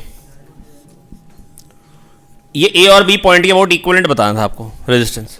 ऐसे 10 ब्रांच ले लेते हैं आप 100 भी ले सकते हैं। R R R R 4 R 4 R 4 R 4 R 4 R R बन जाएगा। समझ पा रहे हो? अब देखो बेटा सोचने वाली बात यह है कि जितना करंट इसमें जा रहा होगा उतना ही करंट इसमें जा रहा होगा, उतना ही करंट इसमें जा रहा होगा, उतना ही करंट इसमें जा रहा होगा। अब इन 4 पॉइंट का पोटेंशियल क्या होगा बेटा? बराबर नहीं है। ये पॉइंट है ए, ये बी, ये सी, ये डी, ये E. V A minus V B I R, V A minus V C I R, V A minus V D I R, V A minus V E I R. तो B C D E का सबका potential बराबर है। अब बस question जब बनाया जाएगा तो वहां पर एक यहां पे आर लगा के दे देंगे और बस आप सोचते रहो कि क्या करना है। अरे भाई इनमें करंट ही नहीं जाएगा, हटाओ और कहीं और लगा लो। अरे हाँ ना बोले यार। सिमिलरली ये भी बेकार होंगे। सोच पाओगे अब कि इन पॉइंट का potential F G H I का पोटेंशियल भी सेम होगा, तो इनके बीच में रेजिस्टेंस लगाने का कोई फायदा नहीं है। ऐसी सिमिलरली यहां पे भी कोई फायदा नहीं है। कह दो आ गया भाई समझ में?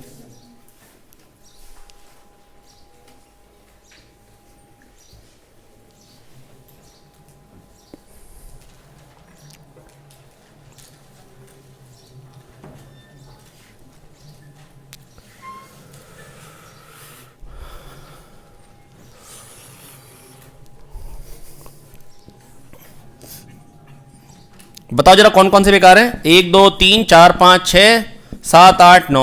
आपसे क्वेश्चन में ये भी पूछ सकते हैं बताओ कितने रेजिस्टेंस में करंट नहीं जाएगा, कितने रेजिस्टेंस में करंट।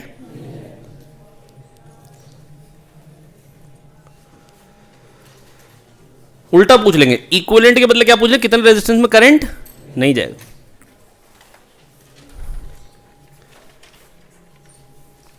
या कितने रेजिस्टेंस को रिमूव कर दे ताकि सर्किट अनअफेक्टेड रहे। मैक्सिमम कितने रेजिस्टेंस को रिमूव कर दे ताकि सर्किट।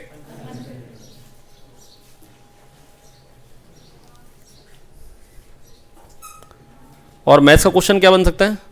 कितने कॉम्बिनेशन से हटा सकते हो, नंबर ऑफ कॉम्बिनेशन कितने पॉसिबल है ताकि सर्किट में कोई फर्क ना पड़े।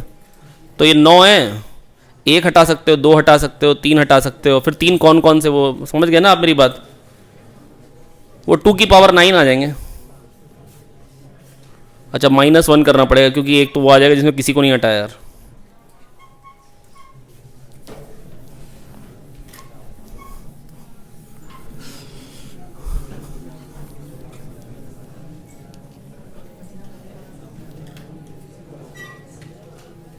आ गया अंकित राजपूत, आ रहा समझ में? अबे तुमसे ही कह रहे हैं अंकित गधे, पीछे देख रहा कौन बैठा है। इस गधे को ढक्कन को ये नहीं पता सबसे पीछे ये बैठा है, पीछे देख रहा है।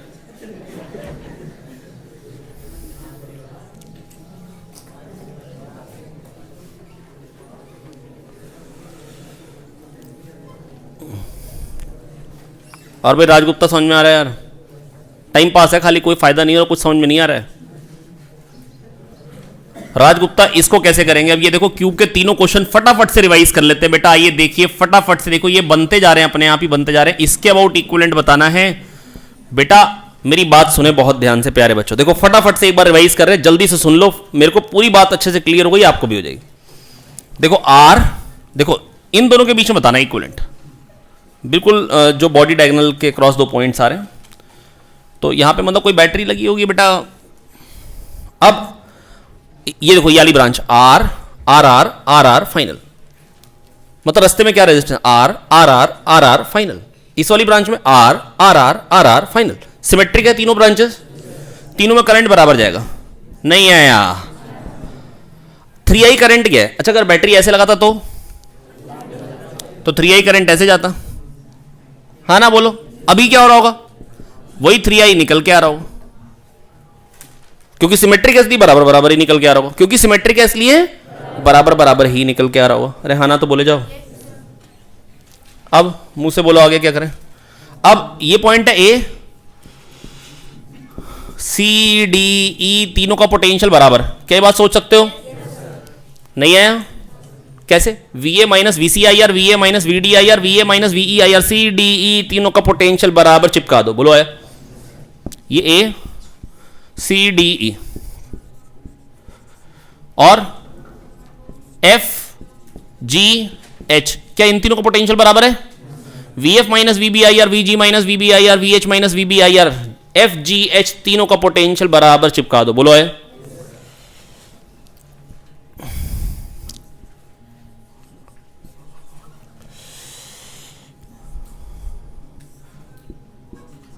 आया? एफ जी एच से बी को बन गया। अब कौन कौन से कंसिडर कर ली? ये तीन कंसिडर कर ली और ये तीन कंसिडर कर ली, एफ जी एच को चिपका दिया। अब सी से एफ को एक है, सी से जी को एक है, सी से एफ को एक है, सी से जी को एक है, डी से एफ को एक है, डी से एच को एक है, डी से एफ को एक है, डी से एच को एक है, ई से जी को एक है, ई से एच को एक है, बना दो R by 3 R by 6 R by 3, R by 3 plus R by 3 plus R by 6, 2 R by 3 plus R by 6, 4 R by 6 plus R by 6, 5 R by 6, बोलो आया।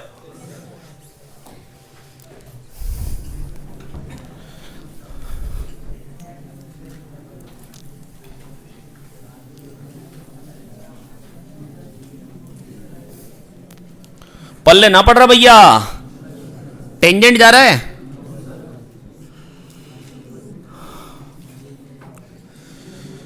भाई लोग प्लीज सुनो यार ध्यान से, हेलो हेलो हेलो, ये एक पॉइंट है, ये एक पॉइंट है, ए बी दो पॉइंट है। आर ठाए आर ठाए आर, आर ठाए आर, सिमेट्रिक ब्रांच है, दोनों में करंट बराबर जाएगा, हाँ कि ना? ये आर आर कुछ डिफरेंट है, कुछ डिफरेंट करंट है, पर बेटा अगर ऐसे भेजूंगा तो आई आई और कैपिटल आई जाएगा, इसका मतलब वही आई आई और कैपिटल आई निकल के आएगा। इसका मतलब तो ये हुआ अगर आई इधर गया और आई इधर से आ गया तो इस ब्रांच में तो करंट गया ही नहीं। ऐसा कैसे हो सकता है इस ब्रांच में करंट नहीं जा रहा हो? अच्छा ये मिड पॉइंट है और ये भी मिड पॉइंट है, करंट तो बेटा मिड, दोनों का पोटेंशियल बराबर है, करंट नहीं जाना है, इसलिए इसके साथ भी वही सेम टू यू हुई पड़ी, बस हो गया खत्म। R R two R R R two R two R two R R R R R 3R 3R R 3R by 4, कह दो आया। मेरे को तो समझ में आता जा रहा है, आप लोग समझ में आ रहे हैं? Time pass.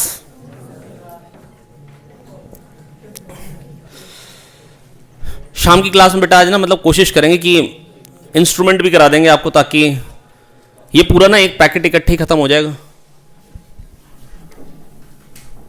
इसके अलावा वैसे एक पोर्शन और होता है हालांकि करंट में, नोडल एनालिसिस।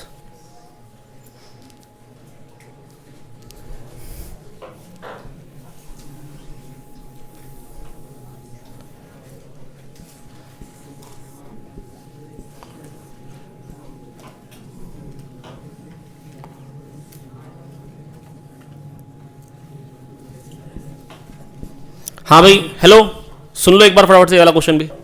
ये ए ये बी, देखो R R R R R R R R R R R R R R R, ये दोनों ब्रांच तो सिमेट्रिक है, क्या ये बात दिख रही है? तो इसमें अगर आई जाएगा, इसमें आई जाएगा, और ये तो इसमें तो खाली आर है, ये अलग है, तो इसमें अलग टाइप का करंट होगा। अरे हाँ ना तो बोल दो यार, नहीं आया। अब अगर बैटरी ऐसे लगाइए तो I plus twice of small I plus capital I current गया। अगर ऐसे लगाता तो twice of small I plus capital I ऐसे जाता। तो अभी इस कंडीशन में क्या हो रहा होगा? Twice of small I plus capital आई निकल के आ रहा होगा। अरे हाँ ना तो बोलो यार। इसका मतलब क्या हुआ? अगर इन दोनों में करंट बराबर है तो सी और डी का पोटेंशियल बराबर है। क्या ये बात समझ में आ गई? तो इन दोनों को चिपका दो, सी डी, और ई एफ का भी पोटेंशियल बराबर है, क्योंकि V minus V B I R, V F minus V B I R, V minus V B I R, V F minus V B I R, E F दोनों का potential बराबर चिपका दो। बोलो आया? अरे हाँ की ना? अरे मेरे दोस्तों, अब ए से बी को डायरेक्टली क्या बना दो सर्किट इक्विवेलेंट। हर एक ब्रांच में एक रेजिस्टेंस है आर, बना नहीं रहा हूं। अब ए से सी को एक है, ए से डी को एक है, क्योंकि दोनों को पोटेंशियल बराबर चिपका दिया। V minus V B I R, V F minus V B I R, E F दोनों का पोटेंशियल बराबर चिपका दो।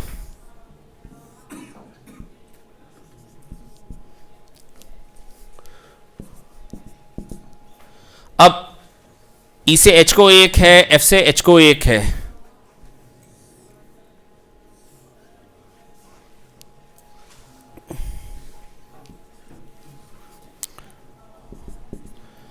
सी से जी को एक है, डी से जी को एक है, जी से एच को एक है, डी से ई को एक है, सी से एफ को एक है। अरे हो गया? अब तो हो ही जाएगा इसके बाद तो यार। R R R by two, R R R by two, R by two, R by two, two R और R by two, two R और two R by four, two R by five plus R, seven R by five, seven R by five और R, seven R by five upon seven R by 12 हो जाएगा ना यार? होगा यार। ये आपको मैंने बता दिए कि सारे कैसे कैसे सर्किट्स हो सकते हैं। अच्छा वो पिरामिड वाले, एक ये वाला भी क्वेश्चन मैंने आपको दिया था घर से करने के लिए।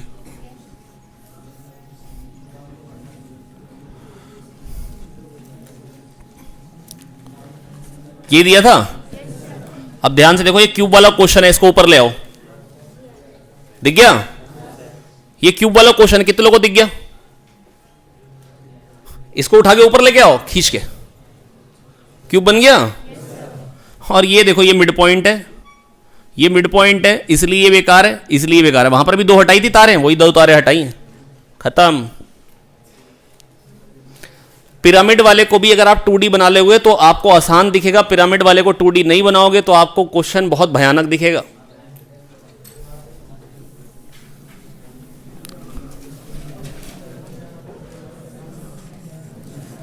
मैंने ये बना के दिया था आपको क्वेश्चन, कभी इसके अबाउट इक्विवेलेंट पूछा था, कभी इन दोनों के अबाउट, कभी इन दोनों के अबाउट, यही था।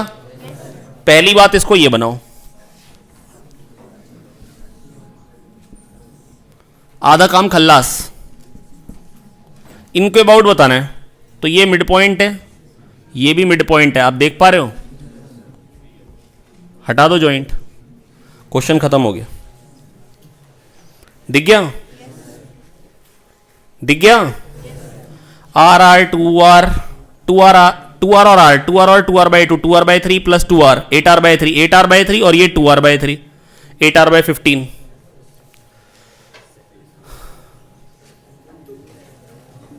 दिख गया? चलिए आगे और बताइए, और किसके अबाउट बताना था?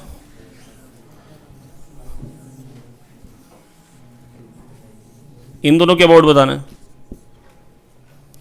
अब R R R R R R, ये तीनों ब्रांच का मिड पॉइंट हो गया। और मिड पॉइंट का पोटेंशियल तीनों के बराबर है, इसलिए इसमें भी करंट नहीं जाएगा, इसलिए इसमें भी करंट नहीं जाएगा। अरे कह दो आ गया यार, नहीं सोच पाए? चलो मान लो नहीं समझ में आया, और क्या ऑप्शन हो सकता है? आर ठाए आर, आर ठाए आर, ये तो सिमेट्रिक ब्रांच है, ये आर और ठाए ठाए आर, ये कुछ अलग है। तो इन दोनों में करंट सेम जाएगा, इसमें कुछ अलग जाएगा। क्या ये बात समझ में आ गई? हाँ ना बोले यार। अगर बैटरी ऐसे के बदले ऐसे लगाई होती तो क्या होता? तो आई जाता और कैपिटल आई जाता। अब क्या हो रहा होगा? आई आएगा और कैपिटल आई आएगा। इतना सोच लोगे तो भी इसमें करंट नहीं है, तो भी इसमें करंट दिख रहा है। अरे हाँ ना तो बोलो। तरीका एक और भी, लेकिन इतना बहुत हो गया।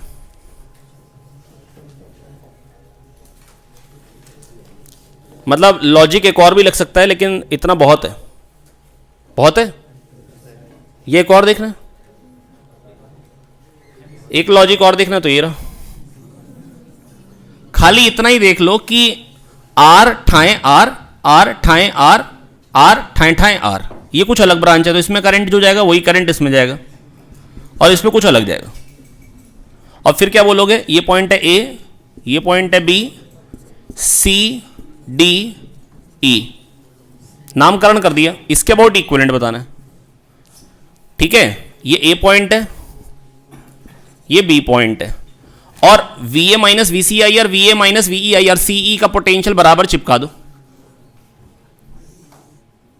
मेरे को लग रहा है टेढ़ा बनाऊंगा तो आपको अच्छा लगेगा शायद। आप कहोगे पता नहीं कैसे कर दिए फिर अचानक से। देखो अगर आप समझ जा रहे हो तो ये आर बाई टू है, ये आर बाई टू है, ये आर बाई टू है, और ये आर है और ये आर है। समझ में आ गया? टेढ़ा करके दिखाऊं? अब फिर व्हीटस्टोन ब्रिज है, this upon this equal to this upon this, इसलिए हटा दो। हाँ ना बोलो यार। हो गया ना यार?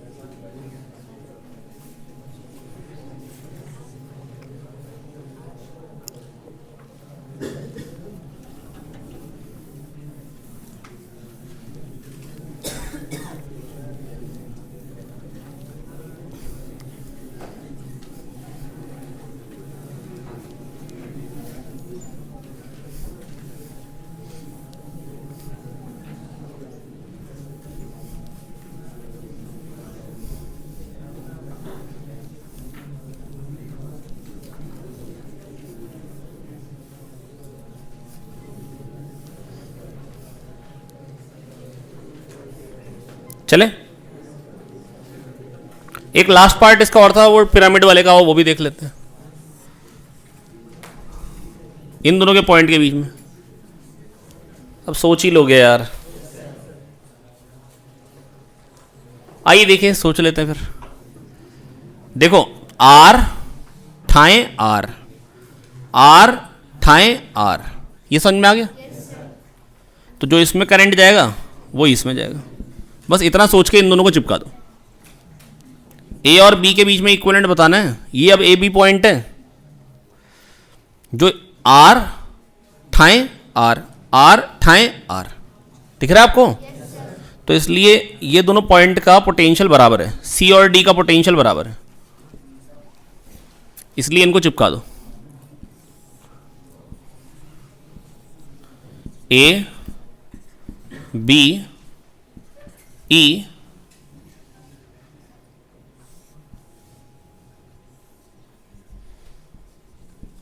R/2 R/2 R/2 नहीं समझ में आया क्या? अरे तो समझ में आ रहा है, जब इसको इसके ऊपर लेके जाओगे तो ये दोनों पैरेलल में जाएंगे, ये दोनों पैरेलल में, ये दोनों पैरेलल में। अरे हाँ ना बोलो यार।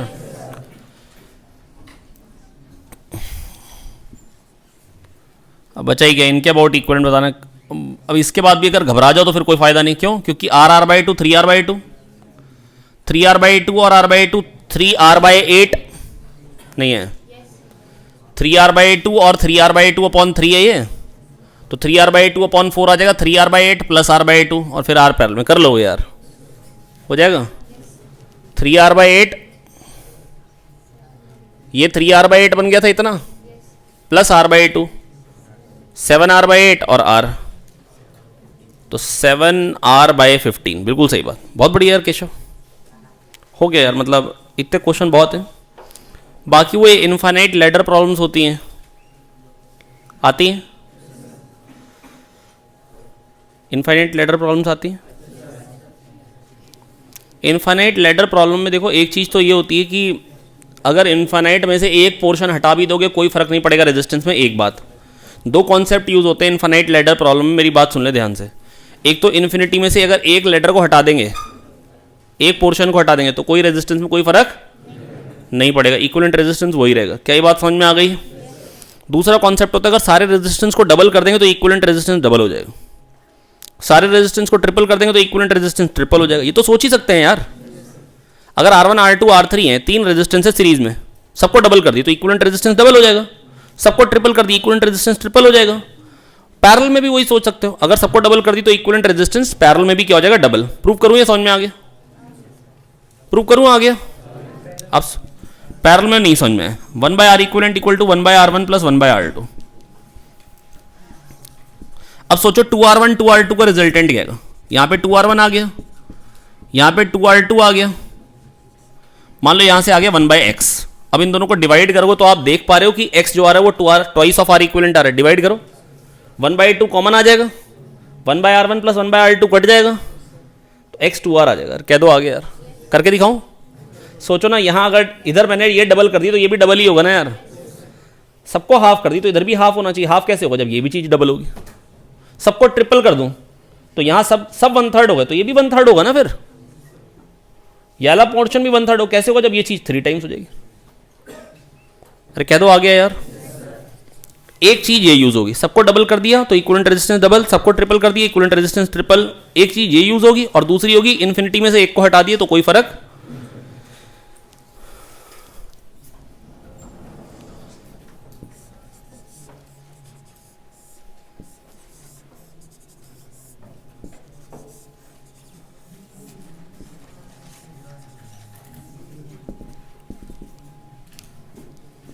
मान लो ये रेजिस्टेंस है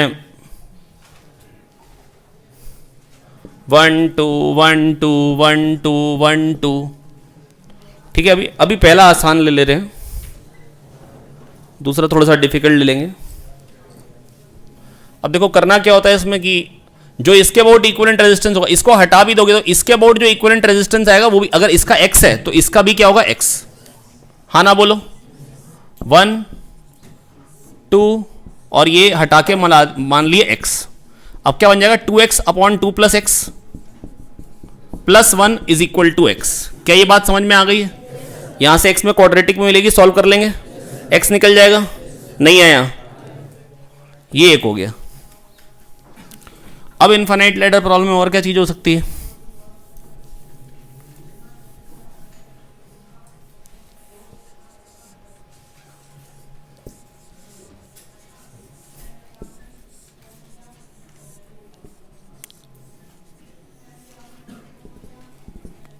वन 2 2 4 4 8 8 16 एंड सो ऑन।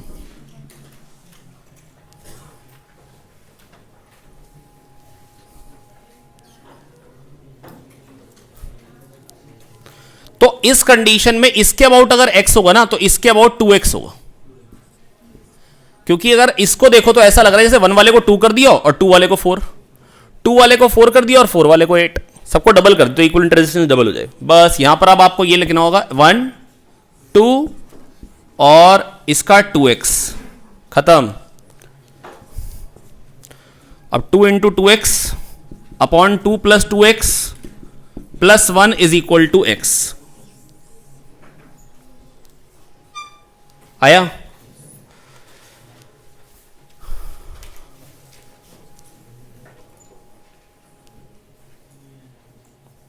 एक हो गया बढ़ता हुआ रेजिस्टेंस वाला देख के, एक घटता हुआ भी दिखा दूं। नहीं आया समझ में? बेटा इसके अबाउट अगर इक्विवेलेंट रेजिस्टेंस x है तो इसके अबाउट क्या आएगा, सोच के देखो। इसको अगर हटा दो, आपको ऐसा नहीं लगे जैसे 1 को 2 कर दिया और 2 को 4 कर दिया हो। सारे डबल हो गए क्योंकि इन्फिनिटी तक तो है ही। जो कहानी 1 2 से स्टार्ट होती थी वो 2 4 से स्टार्ट हो गई, मतलब पहले वाला ही डबल हो गया और उसके अगला जहां पर 1 था वहां पे 2 हो गया। जो दूसरे नंबर पे 2 था वहां पे 4 आ रहा है दूसरे नंबर पे। सब डबल हो गए। अगर सब डबल हो गए तो इक्विवेलेंट रेजिस्टेंस डबल हो गया। तो इसके अबाउट अगर x होगा इक्विवेलेंट रेजिस्टेंस तो इसके अबाउट 2x होगा। तो इसको हटा के 2x लिखना पड़ेगा। तो 2 into 2x upon 2 plus 2x plus 1, अरे कह दो आ गया यार, इज इक्वल टू x, क्योंकि इसके अबाउट तो x है। नहीं है?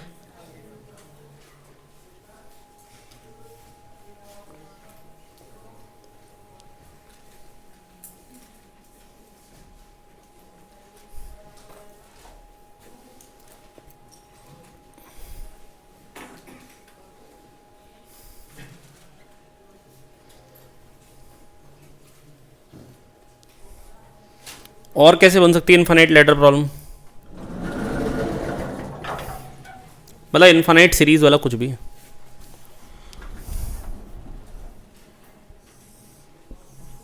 कह देंगे 1 मीटर का ये ट्रायंगल है, 1 मीटर साइड लेंथ का इक्विलेटरल ट्रायंगल है और रेजिस्टेंस है 1 ओम पर मीटर।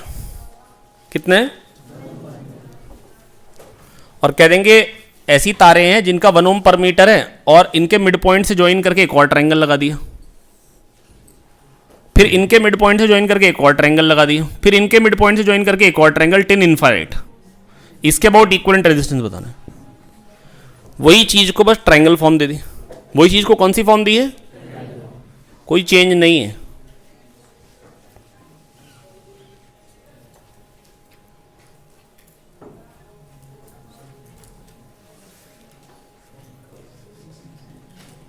अब इसको कैसे सोचेंगे?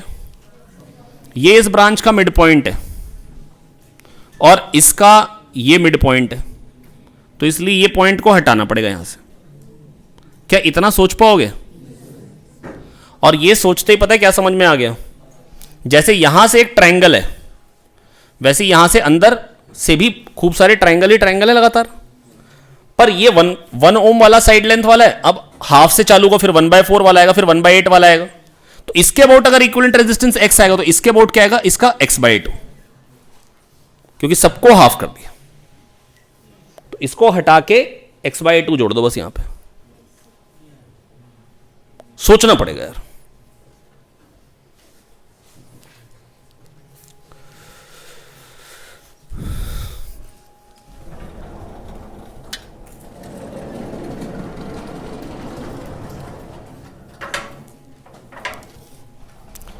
मैं कह रहा हूं कि अगर इसके अबाउट देखो एक ट्रायंगल, फिर अंदर एक और ट्रायंगल, फिर अंदर एक और ट्रायंगल, फिर अंदर एक और ट्रायंगल, ऐसे चल रहा है। तो इसके अबाउट अगर x आएगा ना, इसको अगर हटा दो ये वाले ट्रायंगल को, अगर खाली अंदर वाले ट्रायंगल देखूं मैं, अभी भी वही है, इनफाइनाइट ट्रायंगल ही तो है। बस पहले ट्रायंगल का रेजिस्टेंस जो है, जो पहले था उससे हाफ है, अंदर वाले का उससे भी हाफ है, फिर उससे भी हाफ है। तो जो कहानी 1 ओम वाले से स्टार्ट हुई थी वो हाफ ओम से स्टार्ट हुई। वो किससे स्टार्ट हुई? तो इसके अबाउट अगर रेजिस्टेंस अगर 1 होगा, x होगा, तो इसके अबाउट क्या होगा? x/2।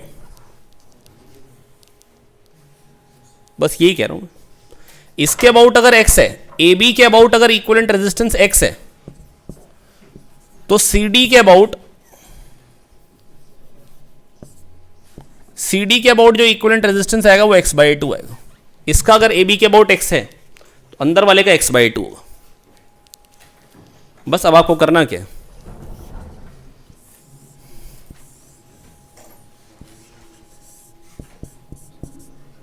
और इसके अबाउट x कर दो, बस खत्म बात। अब इसका 1 ओम था तो ये हाफ है, ये भी हाफ है, ये भी हाफ है और ये भी हाफ है, तो ये 1 और ये x/2, तो 1 into x/2 upon 1 plus x/2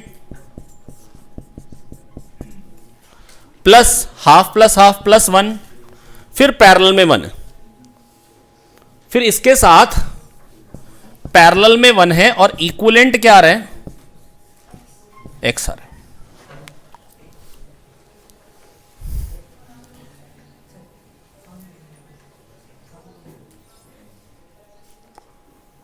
बेटा अगर इसके अबाउट अगर x है, ये बड़े वाले ट्रायंगल को एक बार हटा दो, CD के अबाउट इक्विवेलेंट क्या है?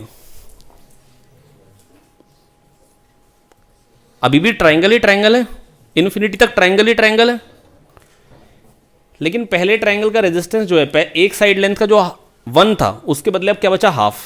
ये तो समझ रहे हो, पैरेलल अगर जब साइड को अगर मिड पॉइंट से ज्वाइन करते तो जो साइड लेंथ आती है वो बेस के पैरेलल होती है और हाफ होती है, रेजिस्टेंस प्रोपोर्शनल टू लेंथ है ना, तो ये हाफ ओम वाली आ गई वायर, फिर 1/4 1/4 1/4 वाली आ गई। हाँ, ये पॉइंट क्यों हटाया, ए बी का ये मिड पॉइंट है और ए सी ई डी इसका भी मिड पॉइंट है, तो दोनों का पोटेंशियल बराबर है, हटा दो।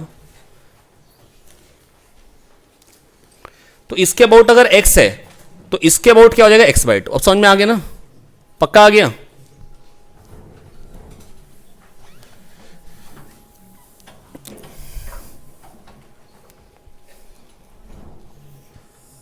ये 1 ओम है, ये हाफ, तो इनको मिला के 1 बना दो और इसका क्या हो जाएगा, 1 into x/2 upon 1 plus x/2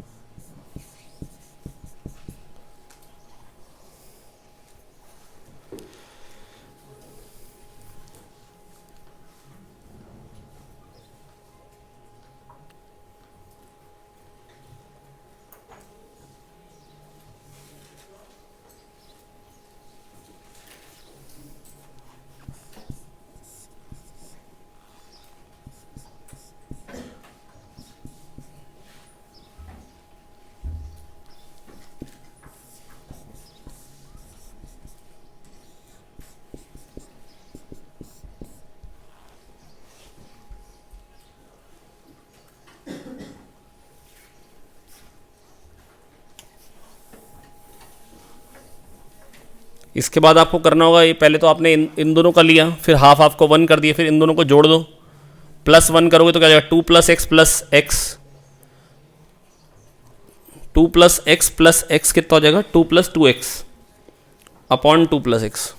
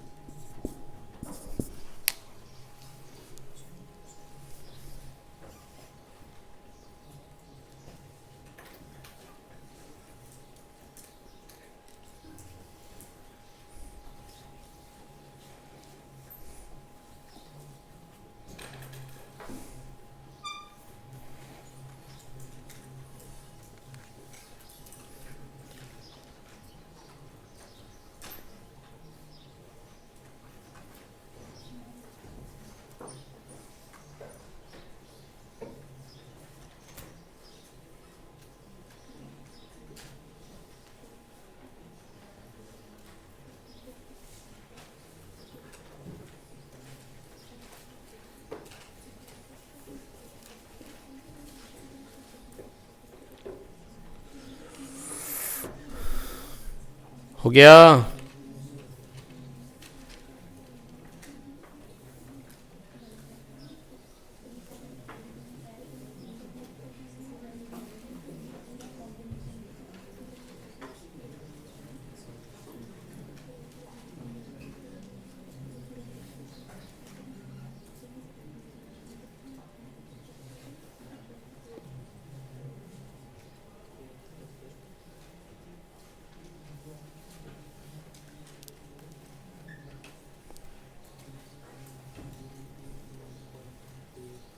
हो गया?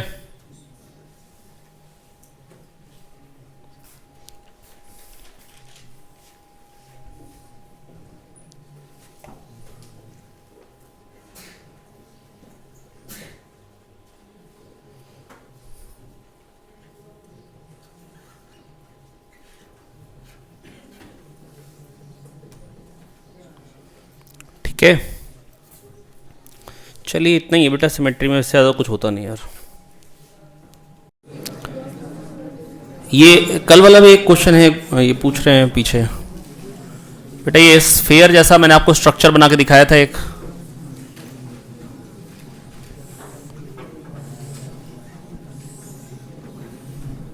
हर एक ब्रांच में एक रेजिस्टेंस है, इसके अबाउट और इसके अबाउट इक्विवेलेंट बताना था। यही था ना यार क्वेश्चन? बेटा थोड़ा सा ध्यान से देखो यार, अगर इसके बीच में बेसिकली बैटरी तो लगी होगी कोई ना कोई यार, ये सोच सकते हो। तो करंट जो जाएगा वो किस तरीके से जाएगा बेटा? आर ठाए ठाए आर, आर ठाए ठाए आर, आर ठाए ठाए आर, आर ठाए ठाए आर, आर ठाए ठाए आर। सिमेट्री दिख रही है?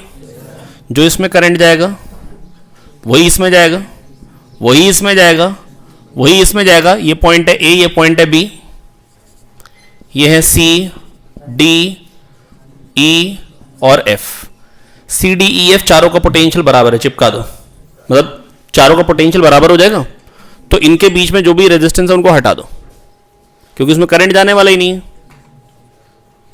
कह दो आगे भाई लोग यार, R R two R R R two R R R two R R R two R two R two R two R two R two R by 4 R by 2। कह दो आगे यार, हो गया। चलिए देखते हैं क्वेश्चन नंबर 32 बेटा। यहां पर तीन रॉड्स हैं, इक्विलेटरल ट्रायंगल फॉर्म कर रही हैं, तीनों के मास बराबर हैं, लेंथ तीनों की बराबर है एल।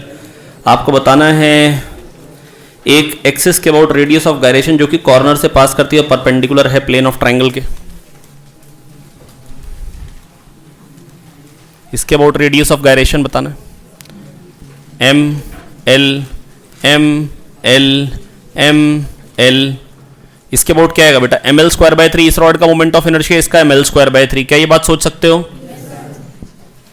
इंटू 2 कर दो इसमें, प्लस इस रॉड का इसके अबाउट क्या आएगा? एम एल स्क्वायर बाय 12, तो सेंटर के about, plus M R square, जो भी ये आर कितना होगा? L root 3 by 2।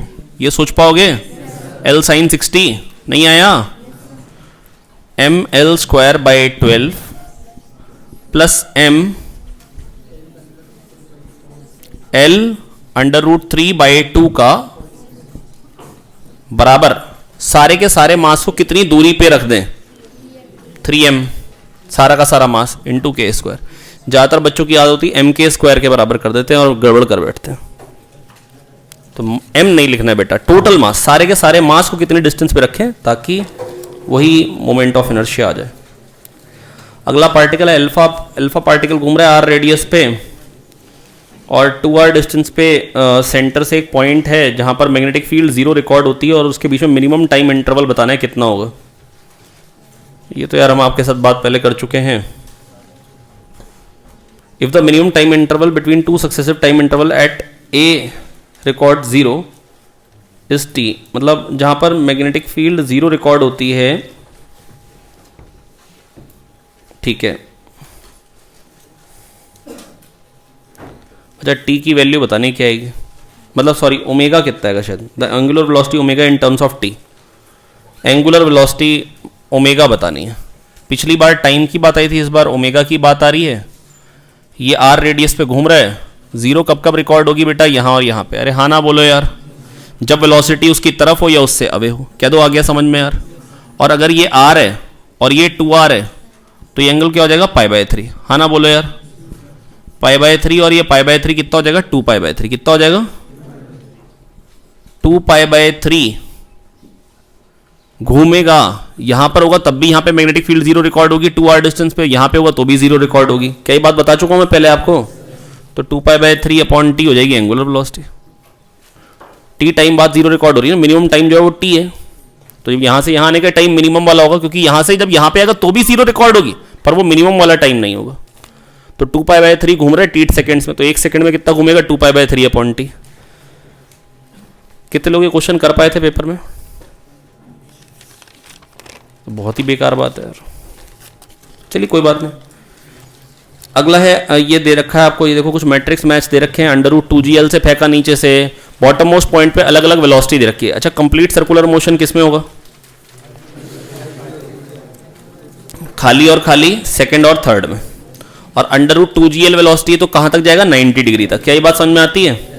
फिर वापस, ठीक है। पूछा क्या मेरे से, ये कॉलम 1 में क्या दे रखा है, कॉलम 2 में, कॉलम 3 में। कॉलम 1 में तो बॉब को दिखा रखा है, ठीक है। Column 2 shows the angle made by the string and downward vertical.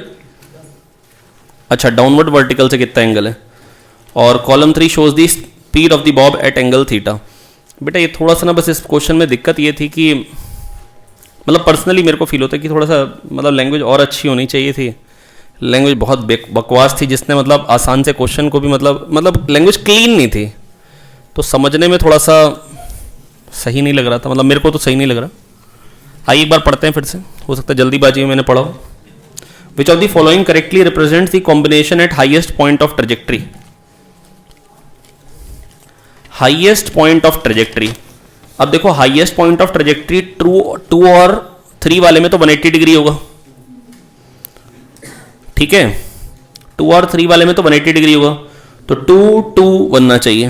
2 2 वाला ऑप्शन है, 2 2 वाला नहीं है, या तो 3 2 वाला बनना चाहिए। और अगर √5rg देते हैं नीचे वेलोसिटी, तो टॉप मोस्ट पॉइंट पे टेंशन 0 होती है और वेलोसिटी क्रिटिकल होती है √rg cos थीटा, तो √lg आएगी वेलोसिटी। तो 3 के साथ 2 अगर आएगा तो साथ में √lg आएगा, जो कि ऑप्शन में, तो 3 के साथ भी नहीं बन पाएगा। और हाईएस्ट पॉइंट 1 वाले में क्या आएगा बेटा? 90 डिग्री। हाँ ना बोलो, 90 डिग्री तक ही जा पाएगा अगर √2gl वेलोसिटी दी है। अरे भाई ये तो सोच सकते हो ना, अगर यहां से वेलोसिटी दी √2gl तो खाली यहीं पे घूमता रह जाएगा। नहीं आया। √2gl वेलोसिटी देने का मतलब ही क्या है? हाफ mv² जो काइनेटिक एनर्जी दी, उससे कितना ऊपर जा सकते हैं? mgh के बराबर कर दो। यहां से h कितना आ जाएगा? l कितना आ जाएगा? खत्म हो गई कहानी यार, कह दो आगे। हाँ कि ना? आया कि नहीं? नेक्स्ट आगे है। इसके बाद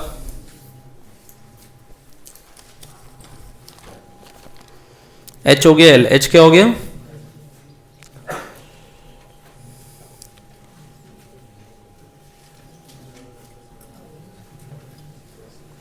h हो गया l, ठीक है। तो बेटा ये 1 वाले में तो 90 डिग्री तक ही जाएगा और वहां पे जाके वेलोसिटी 0 हो जाएगी। तो 1 2 r ये दे रखा ऑप्शन। ओह 1 1 r, सॉरी, अरे यार 1 और 90 और r ना, हाँ 1 1 r दे रखा है, हो गया। Which of the following correctly represent the combination of situation with speed and angle. अरे यार ये कौन कौन सा स्पीड और एंगल के साथ दे रखा है सही कॉम्बिनेशन? स्पीड और एंगल के साथ देखो, पहला 1 1 s कह रहा है, 1 1 s तो हो नहीं सकता। अगला ऑप्शन में कह रहा है 2 2 s, 2 2 s देखो 2 के साथ 2 तो आ सकता है, 180 डिग्री तक जा सकता है। और फिर वहां पे वेलोसिटी क्या होगी बेटा? अगर यहां पे √6gl वेलोसिटी दी, यहां पर बेटा अगर v वेलोसिटी दी, तो यहां जाके वेलोसिटी कितनी होगी बेटा? √6gl दी, चलो वहां जाके वेलोसिटी कितनी होगी बताओ जरा? हाफ m √6gl का स्क्वायर आ जाएगा 6gl। अब ऊपर जाने में mg इंटू 2l का खर्चा आएगा और हाफ m v² बचेगी। अरे हाँ ना बोलो यार, तो v कितना आ जाएगा? 3mgl minus 2mgl, mgl √2gl √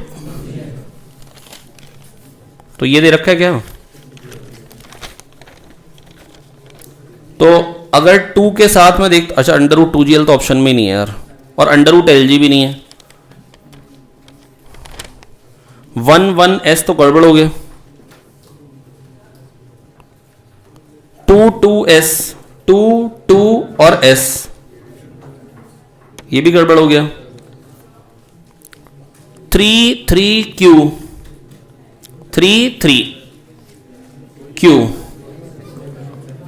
आ रहे हैं।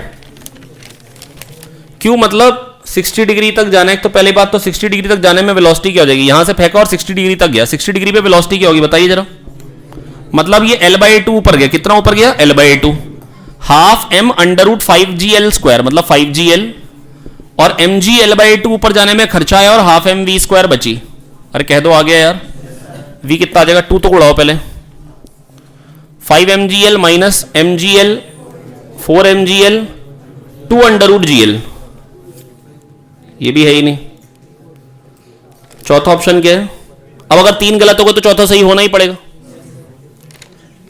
3 गलत हो गए हैं तो चौथे को तो सही होना ही पड़ेगा ना। 3(1p), और 3(1p) बेटा आप देख सकते बड़े आराम से सही दिख भी जा रहा है, 3(1p) सही दिख जा रहा है।